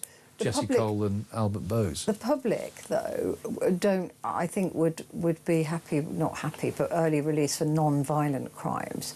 But when it's a violent crime where there has been, you know, an actual victim, I think the public isn't behind this early release scheme, from every phone-in that I've done on it. But it just seems to me to be extraordinary that the decision was taken by Burnham that rapists and child abuse perpetrators and domestic abusers would not fall into the category of getting this early release, but manslaughter and murderers would still. And the justice system seems, you know, puts murder and manslaughter above rape and child abuse in terms of the justice process. And yet, in the early release scheme, it seems incongruous to me that you would say, right, I'm glad that they're not releasing rapists and paedophiles and people, but why can't that also be applied to murderers and people found guilty of manslaughter? Well, it seems odd. It's difficult because among people being released will be, for example, people who've committed ABH, you know, knifed someone in a pub fight, got 3 years or 5 years. So there'll be people like that who will be. I mean, the problem is, I mean, like most of us, none of us want to see any of these people released early. No. Nobody wants to see that. Everyone wants to see any victim of any crime, anybody who's had a crime perpetrated against them by these people, want to see them serve their full sentence. And that's a completely natural thing to want. I certainly want to. If someone knifed me in a pub or attacked me and they got 5 years and I heard they were being let out in 2.5, let alone somebody who murdered my boyfriend or my girlfriend or whatever in the most terrible, cruel, disgusting way. Of course, the natural inclination is no. The problem is that the government has got this situation where the prisons are overflowing, there's more serious criminals coming in, you can't just sort of pop up prisons, like pop up bars. So what do you do in those circumstances? So they're going to have to be very, very careful, because obviously the newspapers, the broadcasters, everyone will be looking at seeing who they're releasing. and who might then re-offend Yeah, as a result. absolutely. So you've got to have the judgment of Solomon to do this. Well, wasn't there the last early release where quite a few of them were rearrested very, very quickly? Oh, it will happen, because they definitely, were yeah. out on licence, and so they were rearrested and bunged back in. And I think it was a huge proportion of them that were early release that did actually have to go back into prison. There's a very high rate of reoffending. I mean, one of the problems, of course, is that people are tossed out of prison and they've got nowhere to Nothing. go. They've got nowhere to sleep or stay or anything else. So they think, well, I need somewhere to sleep. Well, prisons are good. I'll just put a brick through a window or stab someone. I'm back in prison and all the rest of it. So there is a problem if you talk to charities and all the rest of it, which is I have done. There is a real problem with reoffending. It's quite high reoffending. But they've got to decide who, when they're releasing early, and some of them have to release early because it's just what the courts have already decided. They're going to have to use the judgment of Solomon to make the right calls on who to release. Well, the police have also been complaining, saying that they're going to be spending so much time keeping an eye on these early release people that other levels of policing will fall down. Yeah. So you might be solving one problem and creating a whole other problem. It's possible, yeah, it's possible. I think I don't know how effective electronic tagging is and all the rest of it. I think that will be... It's not as good as it should be. The private company that does it has been falling short on it. They're late to put tags on people. They're not watching them properly. Yeah. So there's a lot of issues with the tagging system, and there is no confidence in that either. But there is probation, when people have to turn up at police stations, such as they are, or particular offices to report in every week or so. So there are ways of controlling or keeping an eye on But then if people. they don't turn up, then the police have then got the duty to go and find them and but then they can be take thrown them back in jail, which is what we don't want. And then take them, and then take them back. It's a tough thing, though. We need more prison. I mean, the prison, crime rate has dropped, but it's set to pick up again. So I think it's around 70 to 80,000. It's set to go up to 100,000 by the 2030. So we need more prisons. Or we need to remove foreign prisoners who are... They are a big problem. The 10,000 of them in the estate at the moment. Yeah. That would solve the problem if we could send them back to their home countries to serve their sentences. Yeah, absolutely. Yeah, that would be a way of dealing with it. Yeah. And the other one is to release a lot of women who have not done violent crimes. Well, I think they are less likely to be a threat to the public, women prisoners. But especially those who have... I mean, there are horrible violent women. Of course there are, yeah. But majority of women in jails are not in there for violent crimes. Exactly, and I think that is what they're looking at releasing primarily, are women, because they, by and large, compared to men convicts, they present less of a threat to the public. And I think it's the threat to the public, which is why they were put in prison in the first place, is the key thing that will determine who's released and who isn't. Yeah, that's what needs to be considered. And Absolutely. they've got to stop letting prisoners escape or releasing the wrong prisoner. I mean, the prison systems are so old-fashioned. Everything's on paper. That's why these people escape. It is crackers. Well, I was amazed they could get drones carrying drugs into prisons and things like that. I know. Just think, I know. You think, goodness me, you could, the idea of breaking into a prison. I could barely get a letter delivered to my house by British Mail. But somehow they managed to get drones into prisons. Yeah. Right, we've got to take a quick break, but Andrew and I'll be back in just a moment.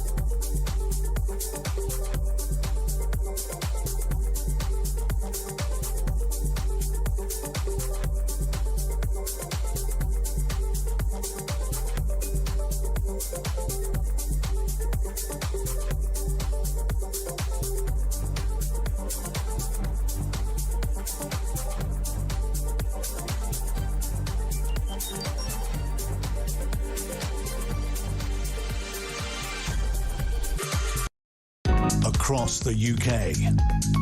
On DAB+, on YouTube, on your mobile, and on your side.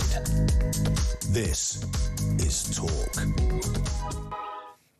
Hello there, this is Talk and it's Petrie, and with me is Andrew Hosken, author, journalist and former BBC senior correspondent, and he's here to go through the papers. The Guardian, profits of war. Oil giants make $90 billion from price surge as climate crisis engulfs Europe. And this is 8 of the biggest oil companies amassed profits of more than $90 billion in just 3 months as the Iran conflict sent energy prices soaring.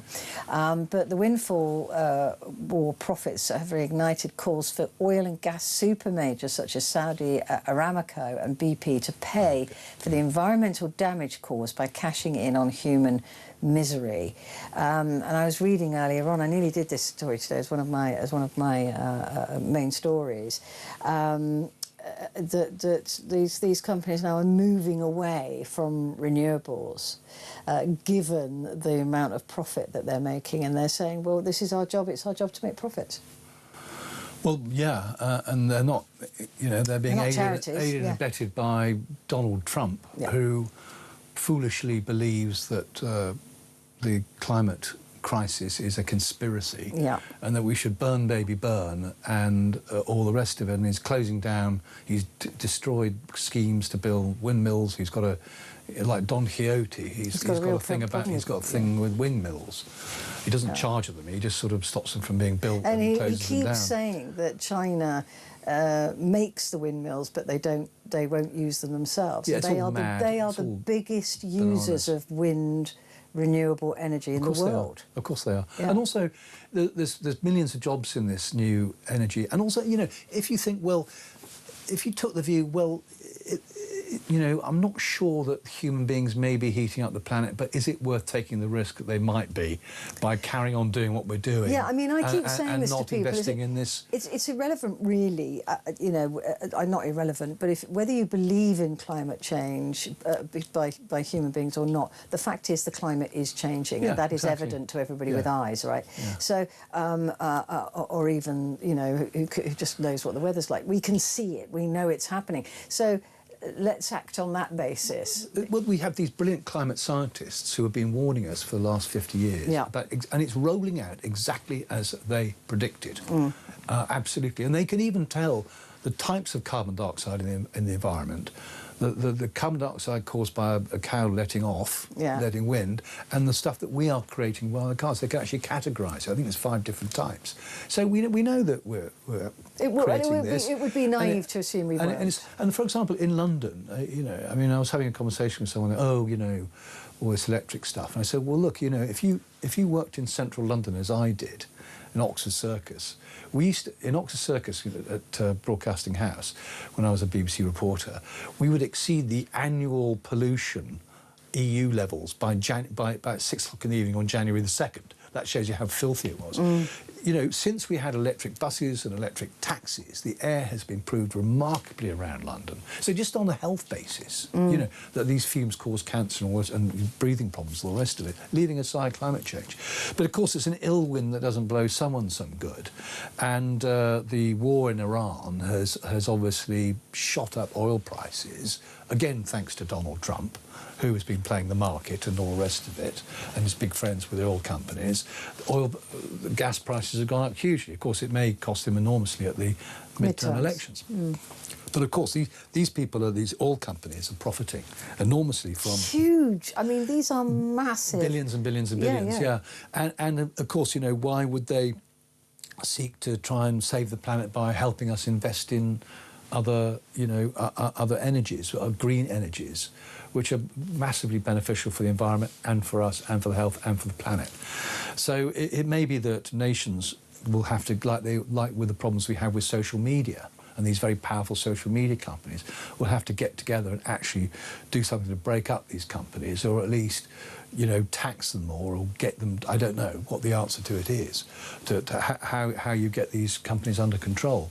But, we all fill up our cars, we all have to pay the prices of the pumps, and these wars are pushing up the prices and we all of the have pumps. to heat up And these companies properties are in the all, winter. absolutely, yeah.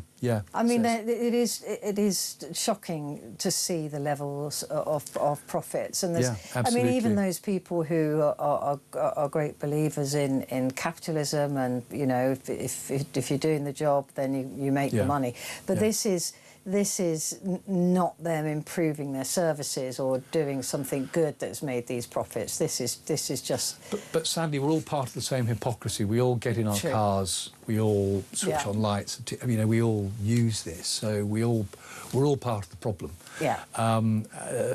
The way to deal with it really is to put the foot down and the pedal down on converting more to green energy and acting to sort out the problems that burning fossil fuels is obviously causing the planet. Again, realistically, whether you think that the green energy is woke or whatever, it's the only way that we are going to have energy security that isn't dependent on buying fuel on the open market and isn't dependent on importing. Well, why would anyone want to think, oh God, there's a war in Iran, you know, because the Israelis attack somebody, or they've closed the Strait of Hormuz, and that means I won't be able to afford this, that. Why would anyone in their right mind want to be dependent on the Middle East for their energy security? Which we have with all been the craziness that goes on there, and all the problems that's caused us over the decades. Why wouldn't anyone want to? And you have to ask, well, why are you trying to oppose? Why are you politicians trying to oppose this switch to green energy? What's the problem with it? Well, for I mean, sake? at the moment, who's of paying course, the piper? You know? Yeah, I agree with that, but also there is an issue with having enough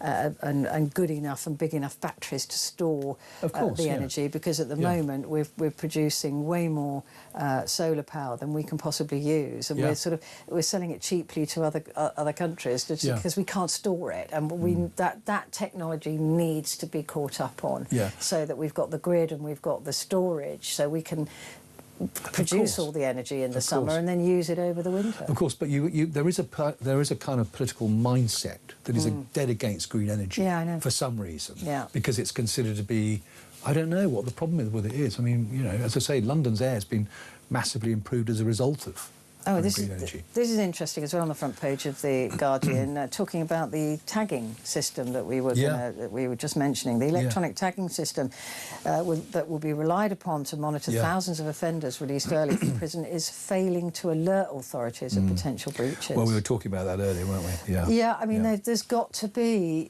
faith and in the system that is, and if there isn't, then all hell breaks loose. Well, you think the technology that we have now with face recognition and all the rest of it, it's not shouldn't be that difficult, but apparently not. And the other story on the front page of the Guardian is Jordan is convening an emergency meeting of foreign ministers over the imminent threat of an Israeli takeover of the most important religious site in Jerusalem.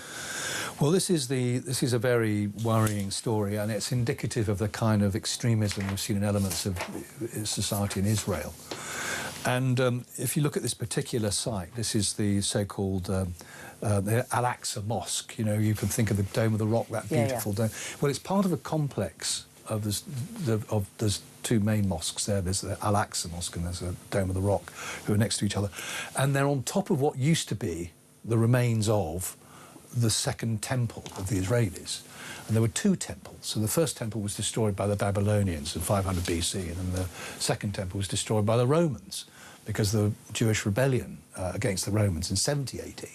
And of course it was ruined. And the only thing that's left is just the supporting wall of the temple, the so-called Wailing Wall, which is what that is the only thing that's left of the temple itself. And over 1,000 years ago, the Muslims built this Al-Haram al-Sharif, it's called, the Al-Aqsa Mosque complex. It's the third holiest site in Islam, so it's where, you know, Muhammad is supposed to have ascended to heaven from Al-Aqsa.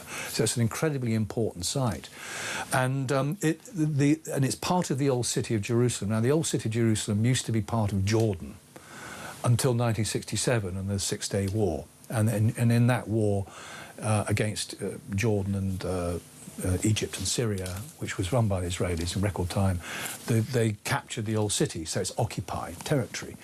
And the first thing the Israelis did was knock down the houses in front of the Wailing Wall and create the space that they have with the Wailing Wall. What's worrying is, and there's been a number of incursions by Israeli extremists to take over Al-Aqsa, and because to them it's holy. And you even get cranks who believe there should be a third temple built on this site. So it's extremely alarming. And Jordan has, the Hashemite monarchy of Jordan has control over Al-Haram al-Sharif, the actual site itself. So if Jordan is now, and don't forget, Jordan is one of the few remaining friends of Israel, signed a peace agreement with Israel. If Jordan is saying, look, these extremists are becoming so worried, they are planning to take over this holy, this third holiest site of Islam. I mean, you can imagine the impact that could have on the rest of the Middle East, and what a tinderbox the whole issue is. Yeah. So it is extremely worrying, and the fact that Jordanians are saying, look, we need to knock some heads together and stop this from happening, is very, very, very worrying indeed. Yeah, like it's just another spark point, isn't absolutely, it? In the Middle East. Absolutely. Absolutely. And this is one of the last things we need. So from July the 23rd, more than 2,000 Israelis from the religious right, mostly settlers, led by the security minister Itamar Ben-Gvir, who's so far right and dangerous, he's out there, stormed the area. And of course they call it the Temple Mount, because the temple was a sort of box that was built, and it's been built on top of that. It's just one of those, another potential of a flashpoint in the Middle East. Andrew, thank you very much indeed. OK, thank you. Back in a moment.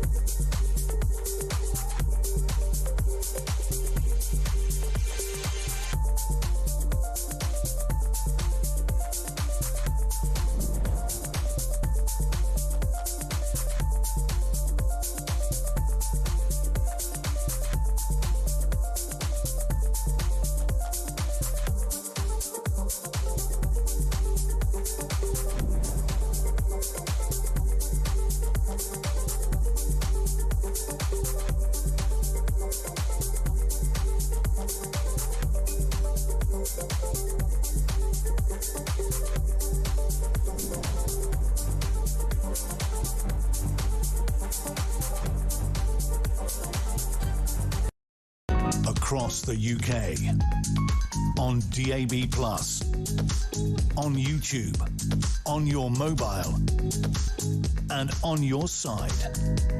This is Talk.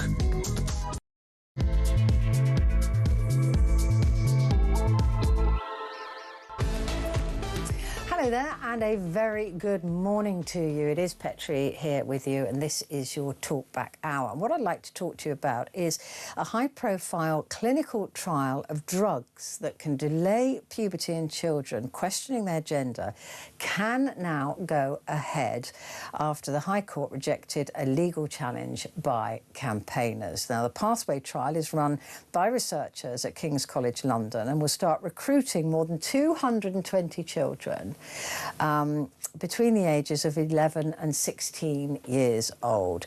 The study was commissioned to assess the benefits or risks of puberty blockers after a landmark review into gender services found the evidence for treating young people with the drugs was remarkably weak. Well, if the evidence is remarkably weak, why are we going ahead with a trial of over 220 very young children? Campaigners who brought the legal action had argued the safeguards in place were inadequate and raised concerns about the long-term physical and psychological effects on young people. So I want to know what you think about this, whether you think that we should be going ahead with this trial. I spoke to a specialist about this a little bit earlier on, and she was saying, well, look, it's only a two-year trial. We're never going to see any long-term effects of this. It doesn't seem to be doing what it's supposed to be doing. Do you think this is ethical? Do you think this is morally wrong? What do you make of this? Because I think this is quite complicated in terms of you've got an 11-year-old child who is, I can't remember what the phrase is now. Let me have a look and see if I can find it. Gender incongruence. That's the new buzz phrase. Gender incongruence. In other words, that they don't believe that they're in the body that they're meant to be in. So they're going to be testing these puberty blockers. So they block puberty, so that it's more girls now wanting to or thinking that they are in the wrong body and should be boys than the other way around. And so this will prevent them from starting their periods, starting to develop as a woman. There's what effect will that have on their fertility in the future? We don't know. What effect will that have on their brains that are developing between the ages of 11 and 16? We don't know. What effect will it have on their bone density as they get older? We don't know. So these 220 children appear to me to be being guinea pigs, and we know that children have been taking puberty blockers before, and then it was the government ruled against it. But this trial is allowed to go ahead, and there are groups of parents of children with this gender incongruence who are saying that this is the wrong thing to do. And I just wonder what you make of this. I mean, if you are transgender, and I know that I do have some lovely transgender listeners, give me a call. Let me know what you think of this. Would you have wanted this opportunity when you were younger? Were you ready for that opportunity when you were younger? Do you think this is the right thing to be doing to children? Because that they believe that they're in the wrong body, or do you think this is actually just too risky and we shouldn't be doing this? That these young kids, it's too big a risk. The parents are concerned about the risk factors here, and yet we're prepared to test these drugs on very young children. So, love to talk to you about it. I know it's a complicated issue, but it'd be interesting to hear your view, particularly if you've got any what I call skin in the game. Maybe you've got a child who is gender incongruent, or maybe you yourself felt like you were in the wrong body as a kid, but you just got on with it and now you're fine, or whatever your experience might have been. I'd love to talk to you about it, so do give me a ring. 0344 499 1000. Calls are charged at the national rate, but we do call you back, and text the word talk and your message to 87222. Now, though, looking to America, and Donald Trump has been at it again. We find out that Trump's media company is now selling fast access to his Truth Social posts. And we were talking about this a little bit yesterday, or the day before yesterday, weren't we? About how when Donald Trump posts something on a Friday about peace talks going ahead with Iran and the Strait of Hormuz opening, that shifts the markets. And then by Monday, we find out that perhaps Iran weren't having meetings at all. So is this legal? Is this insider trading, insider dealing?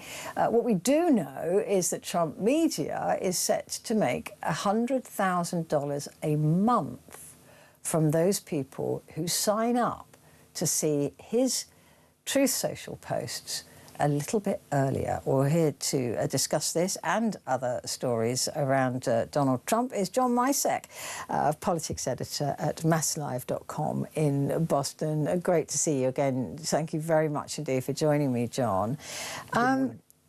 This is, I mean, I don't even know where to start on this. The Truth Social posts that he makes, we know move the markets. We've seen it so many times, and we've actually seen profiteering as well from prior knowledge of these posts from people in his circle. We've seen trades moving in massive numbers just before he posts, and then the oil prices come down or go up, or whichever way he wants it to go.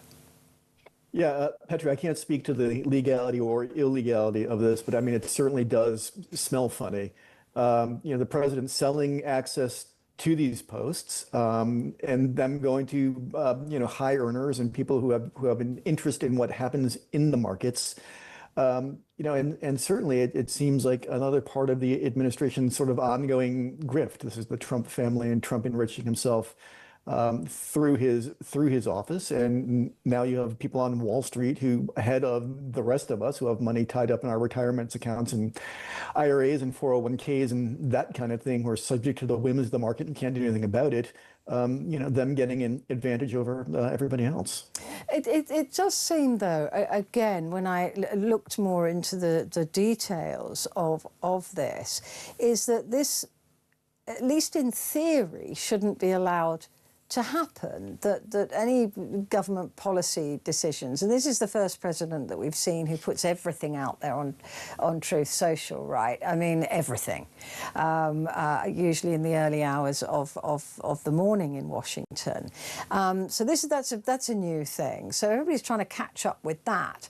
But the idea that he's selling this access, this early access, means that he or his company does know that what he says moves markets. Otherwise, nobody would want to buy it.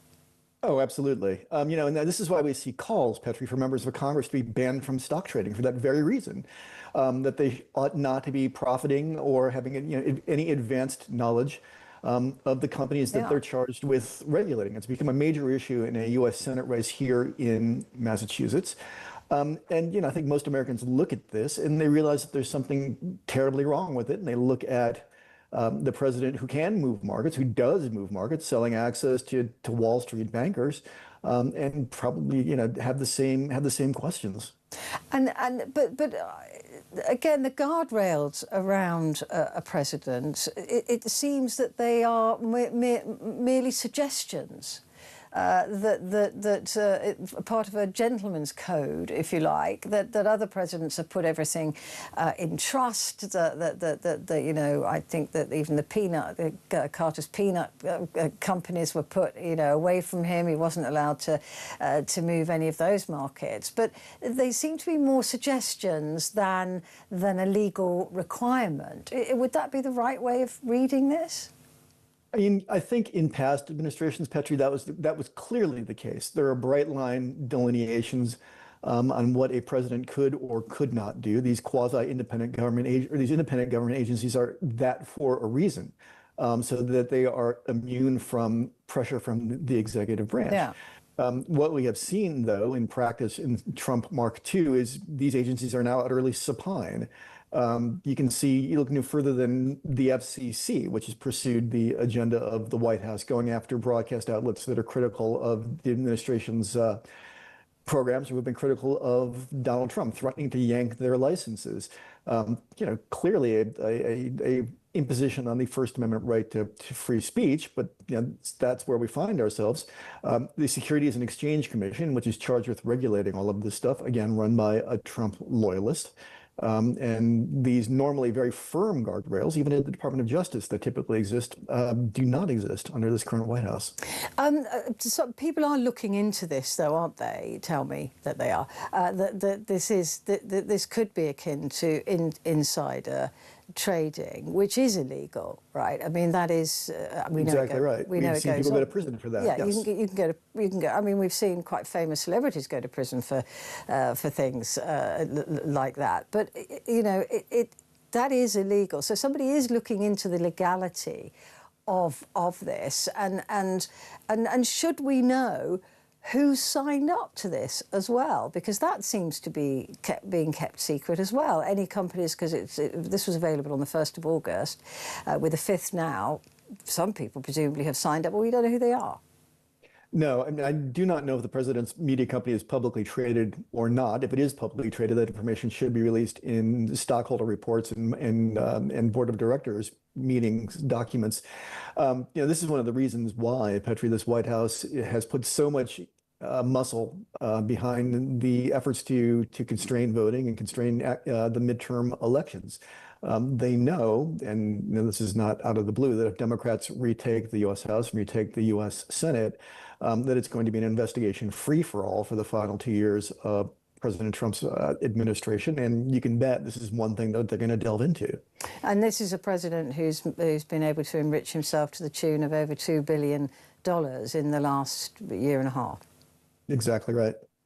The other thing that I wanted to talk to you about was the US states to sue Donald Trump now over some of the tariffs that he's been imposing. Tell me more about that.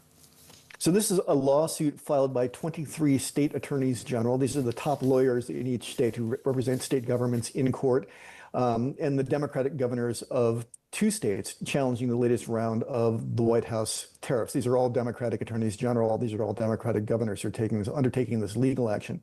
The argument, in short, is that the president exceeded his legal authority with this latest round of trade sanctions, and that the people who are ultimately going to suffer from this are Americans who are already paying really high prices at the gas pump, at the grocery store, and just about everywhere else. We know that prices increased under the first round of Trump tariffs. We know that companies have passed along those rising costs to consumers. And we saw that when the courts struck down that first round, states tried to move to get refunds for consumers who have been impacted by this. In Massachusetts, for instance, Democratic Governor Maura Healey claimed the federal government owed every family $1,747, I think, US dollars as a consequence of the tariffs. So this is the latest round of legal action, again, by including Massachusetts Democratic Attorney General Andrea Campbell, who spent the last year and a half suing the pants off the administration for just about every program it's undertaken. Because the first, on his so-called Independence Day, those tariffs were ruled illegal, weren't they? And the Trump administration had to pay all that money back. Exactly. But he's found another loophole under which he can charge tariffs, which I find quite ironic. He said they've been imposed now under Section 301 of the 1974 US Trade Act legislation. And they can only be between 10 and 12.5%, which is why we've seen this more regulated levels of, we're not seeing 30% or 50% or whatever Trump throws out there. But it is designed to target nations that use forced labour. So anybody who forces their people to work can be tariffed on that basis. How are they proving that these countries are using forced labour? I mean, I'm not sure that Britain does, but we have a 10% tariff. Some very clever lawyering there. Any lawyer can delve into U.S. statute and come up with a justification for just about anything. I'm not quite sure of what basis they're using to prove child labor. Certainly some nations, forced labor, pardon me, certainly some nations do undertake that. Yeah. But I do not think members of the European Union, as far as I know, engage in forced labor. No, I don't think so. And I find it, the reason I find it so ironic, John, is that, of course, the American forced labour is absolutely running riot in terms of prisoners. In the US, you have the most prisoners per capita in the world, and those men largely are forced to provide billions of dollars worth of goods and services to America. They are forced to do so, and they barely get paid. Slave labour as well. They don't get paid. Or they get paid a tiny amount of money. So the irony is not lost on me. Yeah, that's exactly right. If they do get paid, it's pennies on the dollar, so they can buy things in the prison commissary, while American consumers do benefit from that labor. Yeah, and it is genuinely forced labor, and it is you know, it's just the hypocrisy that doesn't fail to surprise me. Now, one last thing I do want to talk to you about is Donald Trump's golf. According to the statistics that Donald Trump himself has provided, he is in the top 1% of all professional golfers in the world at the age of 80. Extraordinary. Well, I'm sure. I mean, who among us has not reached peak at sport as one of our octogenarians? The top 1% of all golfers. Yeah, better than anyone at the Masters, better than anyone at the better than anyone. Yeah. It's you know, when you're the boss, there's perks, I guess. And these stats, of course, have all been gathered from his own golf clubs. You get to fix that bad lie. You get to set up the course record. You eagle on every hole. It's nice being king. But does he genuinely believe this? I mean, he put it out on True Social that he's got talent and he's brilliant and all of these things. Does he know that people are letting him win, or does he genuinely think? Do you think that he is this miraculously talented golfer, better than 99% of all golfers in the world? Look, I'll give it up to the president. He'd probably dust me. What I do on a golf course is more akin to like landscaping than it is playing golf. My scores are often in reverse, but yeah, I mean, he's got to know that staffers are throwing games, that diplomats who need stuff are letting him win. And he may well believe this, or he may not, and just wants it to kind of like fester into fact. Yeah, it's an extraordinary thing. Oh, and I've just remembered one more thing, John. Sorry. Oh, no worries. Is Mitch McConnell. Because a lot of people are expecting us to hear now that maybe he did die after all. This has been the question over Mitch McConnell and his health and ability to serve, but the date after which it was no longer a problem for the Republicans passed yesterday, didn't it? Yes, it did. That deadline passed for Republicans, and I will say this: I'm routinely asked whether the senator from the great state of Kentucky has joined the choir invisible, and I have no good answer. Well, nobody knows, do they? No, they don't. And I mean, and in all seriousness, Petrie, this is a deep problem for the people of the state of Kentucky. We have seen other lawmakers, notably Congressman Keene of New Jersey, concealing their medical histories. Yeah. We've had a precedent set here by the guy at the top. That he won't reveal tax returns, won't reveal medical records. So it's kind of withholding critical information from voters who deserve to know whether. But this is serious, isn't it? Because quite right. I mean, voters deserve to know whether the people they elect to serve them are at minimum fit to serve, and at maximum still respirating, I guess. Yeah, and they've been asked for proof of life many times. The photographs that we've seen, he looks in rude health, but no video, no voice, no reaction to Lindsey Graham's death. Nothing. There's absolutely nothing that would lead anybody to believe that he is fit to serve. But why was the August the 3rd so important to Republicans that they had to sort of get him across that line? That was it. I think, if I recall correctly, that was a ballot replacement deadline. If he made it past that, they were okay. There has been talk, I think, of Kentucky's Governor Andy Beshear perhaps appointing himself to that seat. Wow. If McConnell's no longer with us. It'll be interesting to hear if we find out that he's sadly gone, or maybe we see proof of life. That would be just as interesting. John, always great to talk to you. Thank you very much indeed. The wonderful John Misek there, politics editor at masslive.com in Boston. Quick break, and I'm back in a mo.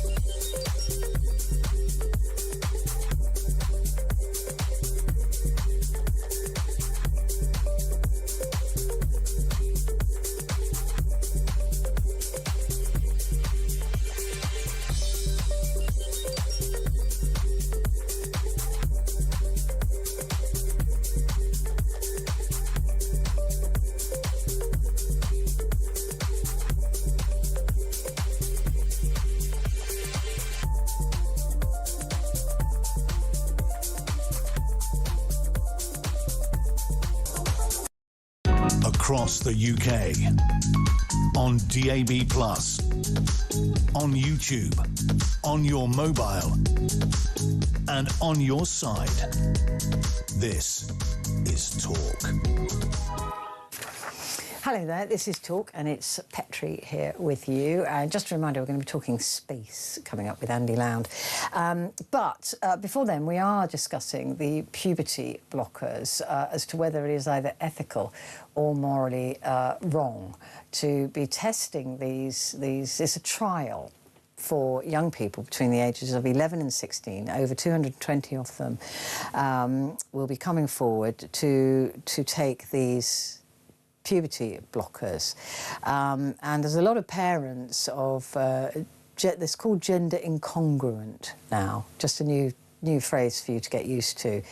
Gender incongruent children who believe that they should be in the opposite gender body to the one they were born into, will be taking these puberty blockers. Now, we know that puberty blockers have been taken in this country before, and for some years too.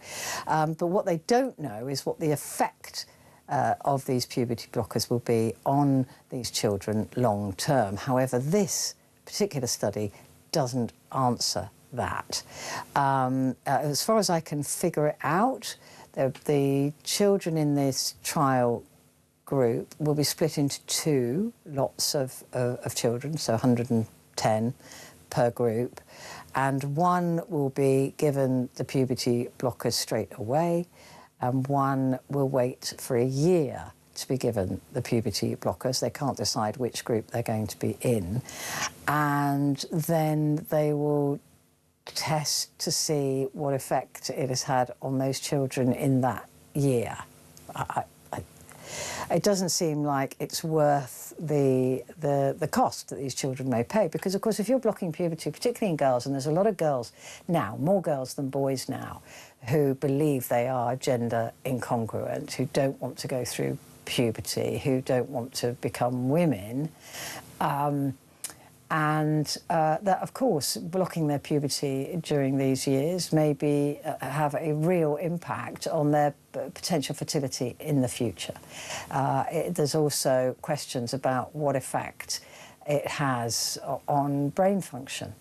Because we know between 11 and 16, or 11 and 25 actually, the adolescent brain is growing and developing. So what effect will puberty blockers have on brain function, and also on bone density? I mean, just equating it to my dog, which I do with most things in life. When Humphrey was being neutered, I had to wait until he was over a year old because he needed the testosterone in his body to ensure his bones were strong enough as an adult dog. And I know that sounds weird putting it in those terms, but it kind of makes sense to me in those terms. So we had to make sure they had enough testosterone in his body to make sure his bones were strong enough as an adult dog he wouldn't suffer from splinters and breakages and things like that. So that makes sense to me. So if you're going to be reducing testosterone in boys, for example, what effect is that going to have on their bone density? And what effect is blocking girls' hormones going to have on their bone density when we know that women who go through menopause are more likely to get osteoporosis, which is brittle bones? So there's a lot of questions to be answered as to what these children are going to be putting themselves through for the sake of a trial. So I was just wondering what you thought of that, what you made of that. And I was talking to an expert earlier on, Catherine Irvine? She was very, very good. Louise Irvine, who was brilliant and was talking about body dysmorphia and saying that we don't indulge teenagers, if they're anorexic, into eating less because they think their body is fat and they should be thinner, right? We don't indulge that because we see that as being dangerous. And so she was saying that she didn't support this particular trial or this review. And Andrea got in touch saying, I totally agree with Louise around the subject of body dysmorphia and how dangerous these drugs are. 6 years ago, I was so ill with anorexia that I was told I could drop dead at any point.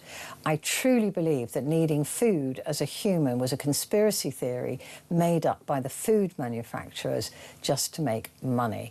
Thank goodness the staff at the inpatient unit didn't agree with me, worked with me and helped me. I'm doing well now, although every day is a struggle, but I'm so grateful to the staff who saved my life. Andrea, thank you for that, and thank you for telling us something so personal. I really do appreciate it.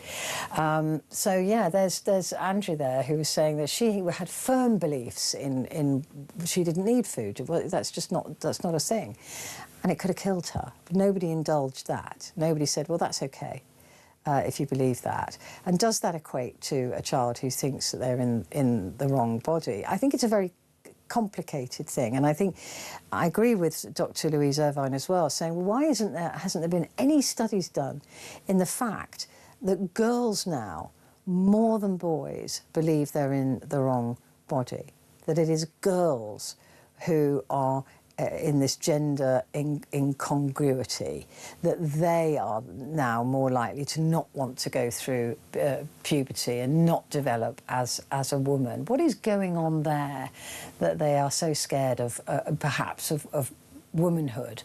There's been no studies done into that, which seems to be very bizarre to me, because I would have thought that would have been an obvious study to have done, and not one that involves drugs.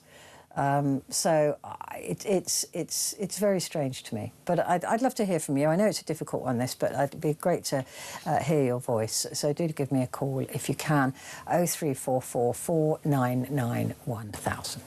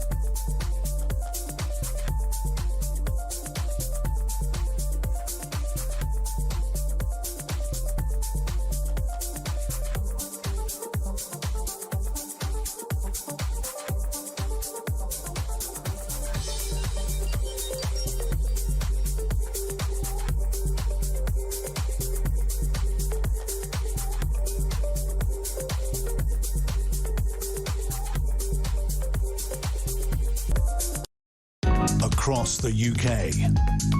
On DAB+, on YouTube, on your mobile, and on your side. This is Talk.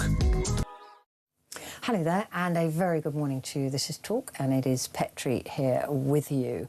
And an abandoned SpaceX Falcon 9 upper stage is set to crash into the moon. Now, it's set to hit the far northwestern edge this morning, sometime after 7 a.m. UK time. The debris is currently travelling at 5,400 miles per hour. Now, they've been tracking this, but it's left in an unstable orbit after a 2025 mission. The 4-ton segment will carve out a 20-metre crater and launch debris into space. Astronomers plan to study the plume to understand lunar impacts. Now, they're very lucky with this because normally things hit the moon quite often, right? But they don't know when it's going to happen, and they can't measure what speed it was going at. But they do know with this piece of debris. So somebody's rubbish has become somebody else's gold mine, maybe. Joining us now to discuss this further, I'm delighted to say, is the wonderful Andy Lound, who's our space expert. Andy, good to see you. How are you? I'm well, thanks. How are you, Petrie? Good. You're looking fabulous. Thank you. Yeah, I'm feeling good, feeling good. Listen, this SpaceX piece of debris just luckily is going to crash into the moon and provide some fabulous data. Yeah, it's an interesting one, this, because normally they bring these upper stages back and burn in the atmosphere, but it had to use all its fuel up because it was carrying two landers onto the moon. So therefore it ended up in a completely different orbit. And due to solar activity and close flybys of the moon, it's eventually lost its position and is going to crash into the moon, which is very advantageous. In Apollo days, the third stage of the Saturn V was deliberately aimed to crash into the moon, so they could actually do some measurements from seismometers on the surface of the moon to measure the impact. There's no seismometers available on the moon now, but we know the weight of the object, and we also know, so we know its mass, we also know its speed is going to hit the moon. So therefore, we get some good data of when it makes a big impact, how much debris it's going to throw up. It's going to be very exciting. What type of debris? We can actually analyse the plume with telescopes and orbiters, which are currently going around the moon, to see what material is inside the debris field, in the debris. Plus, of course, it'll penetrate past the surface and go slightly underneath. So it'll release debris from underneath the moon that we can't see. And that'll be very useful. It's in an area what's called by a crater called Einstein. So it's an area we haven't explored on the ground, so we'll actually get a good chance to see here what's on the surface there, what's in the material itself, how strong the surface is in that part of the moon. So it is a boon for scientists that we're going to be able to do it. Unfortunately for us here in Britain, the moon, we're probably not going to be able to see it, but we'll bit of a sad thing really, but it's going to be a fantastic thing for spacecraft and for people who can get a view on the edge of the moon. I mean, you won't see it with the naked eye anyway, you need equipment to do it. But, I mean, this is going to create quite a crater, isn't it? Quite a big crater. Do things this size normally hit the moon? I mean, is this something that happens? Yes, so that's what happened a few years ago when the upper stage of a Chinese rocket slammed into the moon. They delivered a payload to the far side of the moon, and they had a spacecraft hit the moon, and we actually had a look at it and looked at the shape of the impact crater. So that's happened. It doesn't happen as much now, bits from the Earth, as it used to, basically because we actually bring upper stages back to burn up into the atmosphere, because only the lower section of the Falcon 9 actually returns to the Earth. So generally speaking, we either bring things back or they're put into a long solar orbit, so they avoid complications of going to the moon. So this is just a bit of a fluke, really, but it is a good fluke, so shall we say. I'm guessing that at the speed of 5,400 miles per hour, it will shatter. There will be nothing left of this. Oh, I mean, that's a good point. I mean, you get debris of it flying around. Yeah. And that's the things I want to actually have a look at to see how much of the material of the rocket actually will survive there. It'll be broken into a trillion pieces. It'll be smashed to bits. But usually find the stage rocket casing usually survives and will be lying there on the moon. So it'll be a debris. We'll be dropping our junk down there. And actually, it's quite funny, really, because it's hitting Einstein crater, not Birmingham crater, which would have been more useful because you definitely won't have the rubbish cleared up then, would you? I mean, if we look at what the data might provide for us, though, what use is this going to be when we're looking at the potential of human beings being on the moon by 2028? Well, it would be interesting to see what sort of materials comes up in the plume, what's underneath the surface, whether there's any rare earth metals we can detect, whether there is any water ice, if there are any detections of ice underneath that area. We don't know that. One way of doing that, of course, is by dropping a probe down and measuring it. Another way is just smacking something into it and then measure the plume. That's something we've done before with other objects. We've crashed things into asteroids and measured the plume. It's a good way of actually making analysis. We've done it before with the moon in the 1960s as well. We crashed probes into the moon and then analysed what was there to see if the moon had a solid surface, because we weren't sure at the time whether the dark areas on the moon were actually dust bowls. So we'll learn a great deal about the surface structure, the underlying structure, the materials that are there itself, and of course the trajectory of the spacecraft itself, of the upper stage. Well, that's quite useful. We can actually monitor how that moon maneuvers as it's reaching the moon itself to see if there's any variation that cannot be accounted for, because there's some probes that are going to be going to the moon I think it's a couple of years' time, which are actually going to measure the gravitational pull of the moon in different parts, because the moon has a very peculiar gravitational pull where it's actually stronger in some parts than others due to what we call mascons. So the fact this is flying close and going to impact with the moon, we'll be able to measure the gravitational area as well around this region and map it as we haven't done before.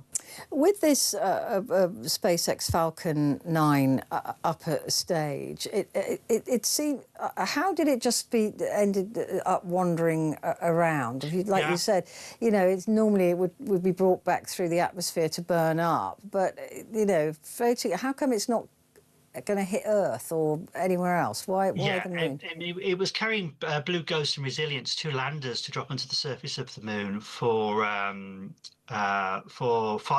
Firefly Aerospace, which is great, and also for iSpace. And because of that, it had to get these landers in the right position to get to the moon, and in order to do that, it had to use all its fuel. So therefore, they couldn't put it into a return to the Earth at all. So once it's burnt its fuel out, it's let the probes go, it then just flies under the rules of Isaac Newton's gravity, simple as that. And it was generally a very long elliptical orbit which brought it around and round the Earth. It was never going to crash into the Earth, and if it did, it would have burned up in the atmosphere anyway. But over a period of time, instead of this being a fairly stable orbit, it was altered naturally by solar radiation when we had outbursts from the sun, which acted almost as a brake, if you like, to slow it down slightly. And then as it bypassed the moon itself, moon's gravity grabbed hold of it, and slowly its orbit was reduced until eventually we've got the situation later where it's actually going to collide with the moon itself. Wow. Oh, well, just a bit of extra news on SpaceX. They've released their finances, their operating and profits and stuff, and they're running now operating at $150 million loss. Yeah, that's quite good, really, considering what they're actually doing. Yeah. If you look at the type of vehicles they're building and launching, and that the loss is only 150 million. I think NASA was always making. NASA never made any money as a company, as an organization. They always made billions and billions of dollars because it was actually given to them by the taxpayer. Yeah. So that actually isn't too bad. And of course, that's SpaceX itself. And of course, once you've got the Starship operating, it was a spectacular landing in the sea and ended up floating for several days, which was quite unbelievable, really. Once that's operational and full, that's going to be quite spectacular. And of course, once all the Starlink satellite constellations are up and running, I think you're going to see them going into a profitability zone in just a few years' time. Yeah, it's amazing, isn't it? That while we're still talking about the moon, we have a solar eclipse coming up, don't we? We do on the 12th. Yes, it is. We only see a partial here in Britain, but it's over 90%. The total eclipse itself is going to be in Europe, in the Spain, Portugal area. So that'll be a good place for people to go. If they actually, I tried to book years ago, about 3 years ago, and it already tripled the hotel Really? prices. Oh, you cannot believe how they cash in on it. However, we'll see a good opportunity here. The sun will actually get quite low in the sky. Please, warning to everybody, do not look with no protection at all at the sun. Never look at the sun directly with your eyes. Extremely dangerous. You can project the image using a colander, which is something they're pushing at the moment, and you can act like a mini pinhole camera and project the image onto the ground. You can use a bucket of water, or you can use a telescope to project the image. You can get special glasses to look at the moon, but you must buy them from a reputable dealer. Don't just go on the internet and hope for the best. Go to an optical supplier, telescope supplier, and you can get decent ones then when you can look at it. And it starts a little bit after 6 o'clock time, about 6:15 time, and the maximum we will get is round about 10 past, 7:15, depending where you are in the country, and then the whole thing will be over after 8 o'clock. But by then the sun will have set, so we'll miss it. But it'll be quite low in the sky, so it'll give you a good opportunity perhaps to see it. So it should be good fun. First time in 30 years, isn't it? Yeah, we've seen a decent one like this. Of course, 1999, of course, we had the total eclipse, which was clouded out, but we saw everything go dark anyway, which was fun. And we've had a number of partial eclipses, which have been reasonably good, but this is a really, really good one to sink your teeth into if you can get to see it. Absolutely brilliant. Other stories that I wanted to talk to you about is large sections of Mars may once have been covered in water. Spirit rover data suggest. Is this water as we know it, water? Or are we talking just a liquid? Oh, H2O, yes. If we say water, we always mean H2O. Yes. Wow. Otherwise, they just simply say a liquid or something. All right. Yeah, what rather remarkable discovery was actually made. They've been taking soil samples, of course, and having a look, and they've actually found carbon structures in there, which we weren't expecting to find on the surface. Solar radiation breaks it down, and they've been having a closer and closer look. And now it seems they're very much in an area where water flowed from a river into a lake, which is the only way you can account for the material that they've seen, how they've observed it. The fact that carbon is still there is a bit of a surprise. That should have broken down due to the radiation, so they had to do some more studies of that. But yes, whole sections of Mars 3.5 billion years ago seems to have had a lot of water on the surface. The atmosphere would have been thicker in those times, so the atmospheric pressure was greater. It was also warmer. Liquid water can't exist on the surface of Mars now because, one, it's too cold, it would freeze, and even when the temperature does get up for liquid water to exist, the atmospheric pressure is too low, so it would turn to a gas and dissipate into the atmosphere.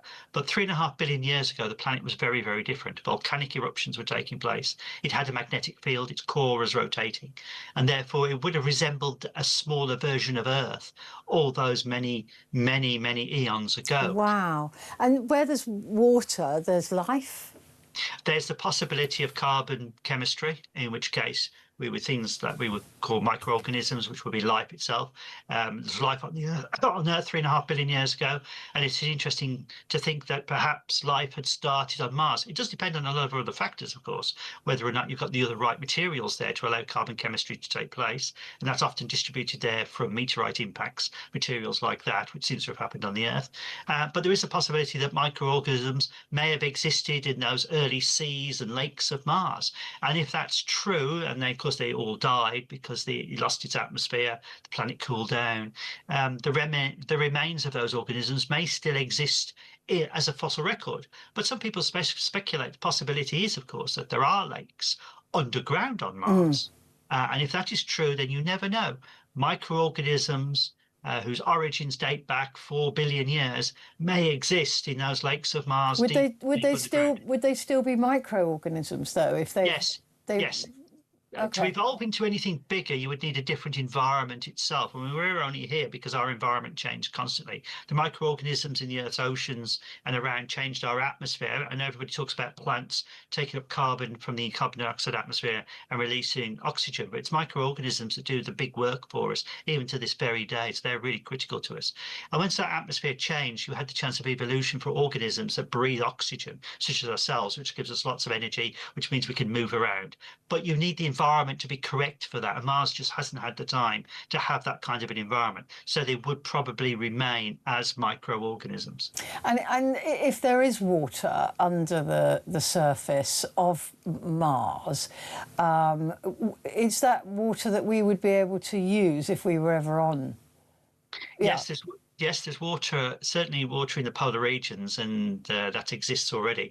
And that is water we could use. Missions that go to Mars could actually mine that water and use it. It's an icy form at the moment, but it could be used. So then you could split up into hydrogen and oxygen, use the oxygen to breathe, use the hydrogen for fuel, bring them back together using fuel cells, and then you end up with electricity, heat. So it is a really good system to use there. It's likely that there's ice deep down in other parts of the planet as well, and that's what the missions are going for, to have a close look, because Mars had loads of oceans. You have to figure out where these oceans went. Yeah. Well, some of it would have ended up into the atmosphere and would have been eventually lost. The oxygen, the water vapor would have got split up into hydrogen and oxygen, which would have lost the hydrogen much more quicker than anything else, and then eventually losing the oxygen. But some of it would have been soaked up by the soil, some of it taken up by rock structure itself, and some would have just sunk into the surface itself and taken down below the surface. And as we know, some of it exists as ice.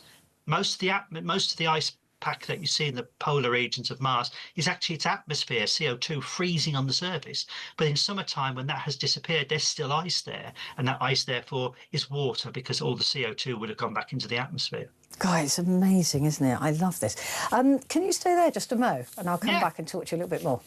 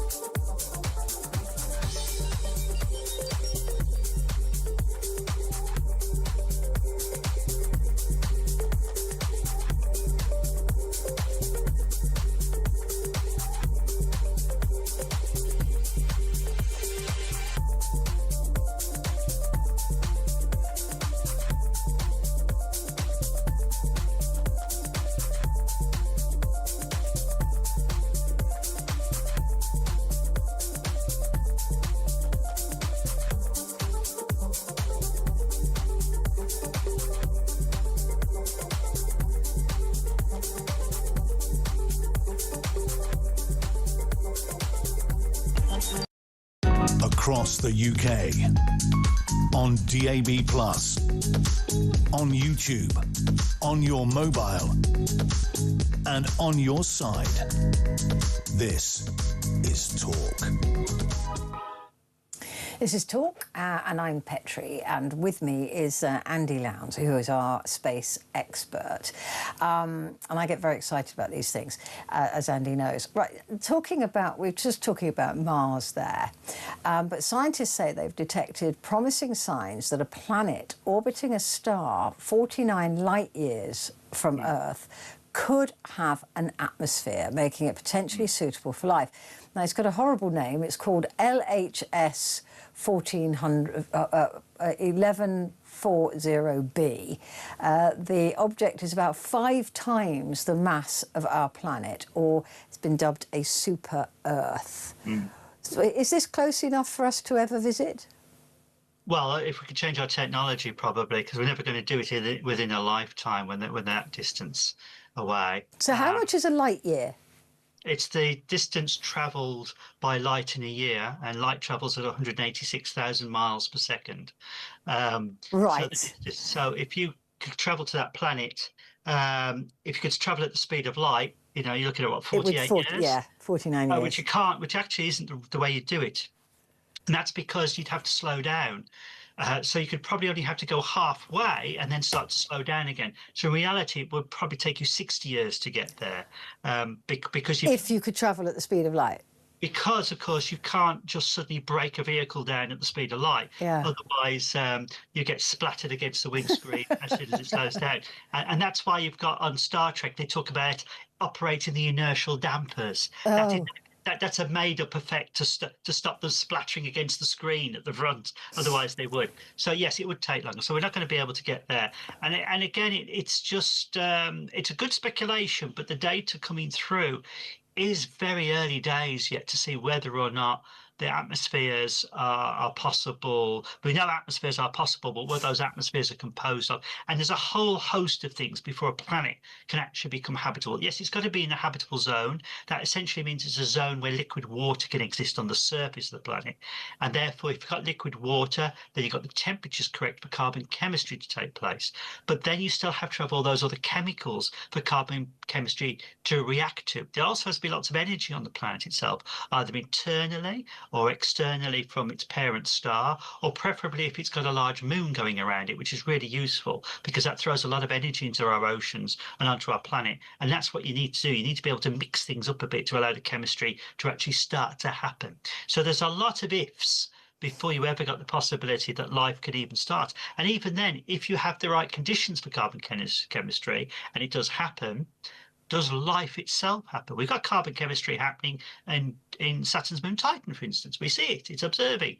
It's none of its life, but it hasn't got that further step yet for it, for the carbon chemistry to create an organism that can reproduce itself, that can feed, that gives away waste material. So we haven't seen that yet.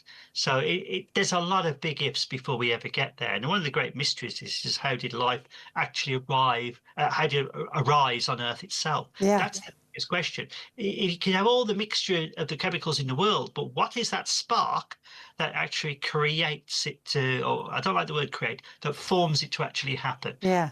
We simply don't know that yet. It's just all these randoms, isn't it? It's when people Yeah. say to me, well, there's got to be a planet like ours somewhere. And you go, yeah, but there's millions of coincidences and odd things that happen to create Earth that we don't even understand here yet, let alone can understand how that might happen somewhere else. Yeah. Something else, a ton of space junk tumbles unpredictably to Earth every week. Yes. Who's to blame for that?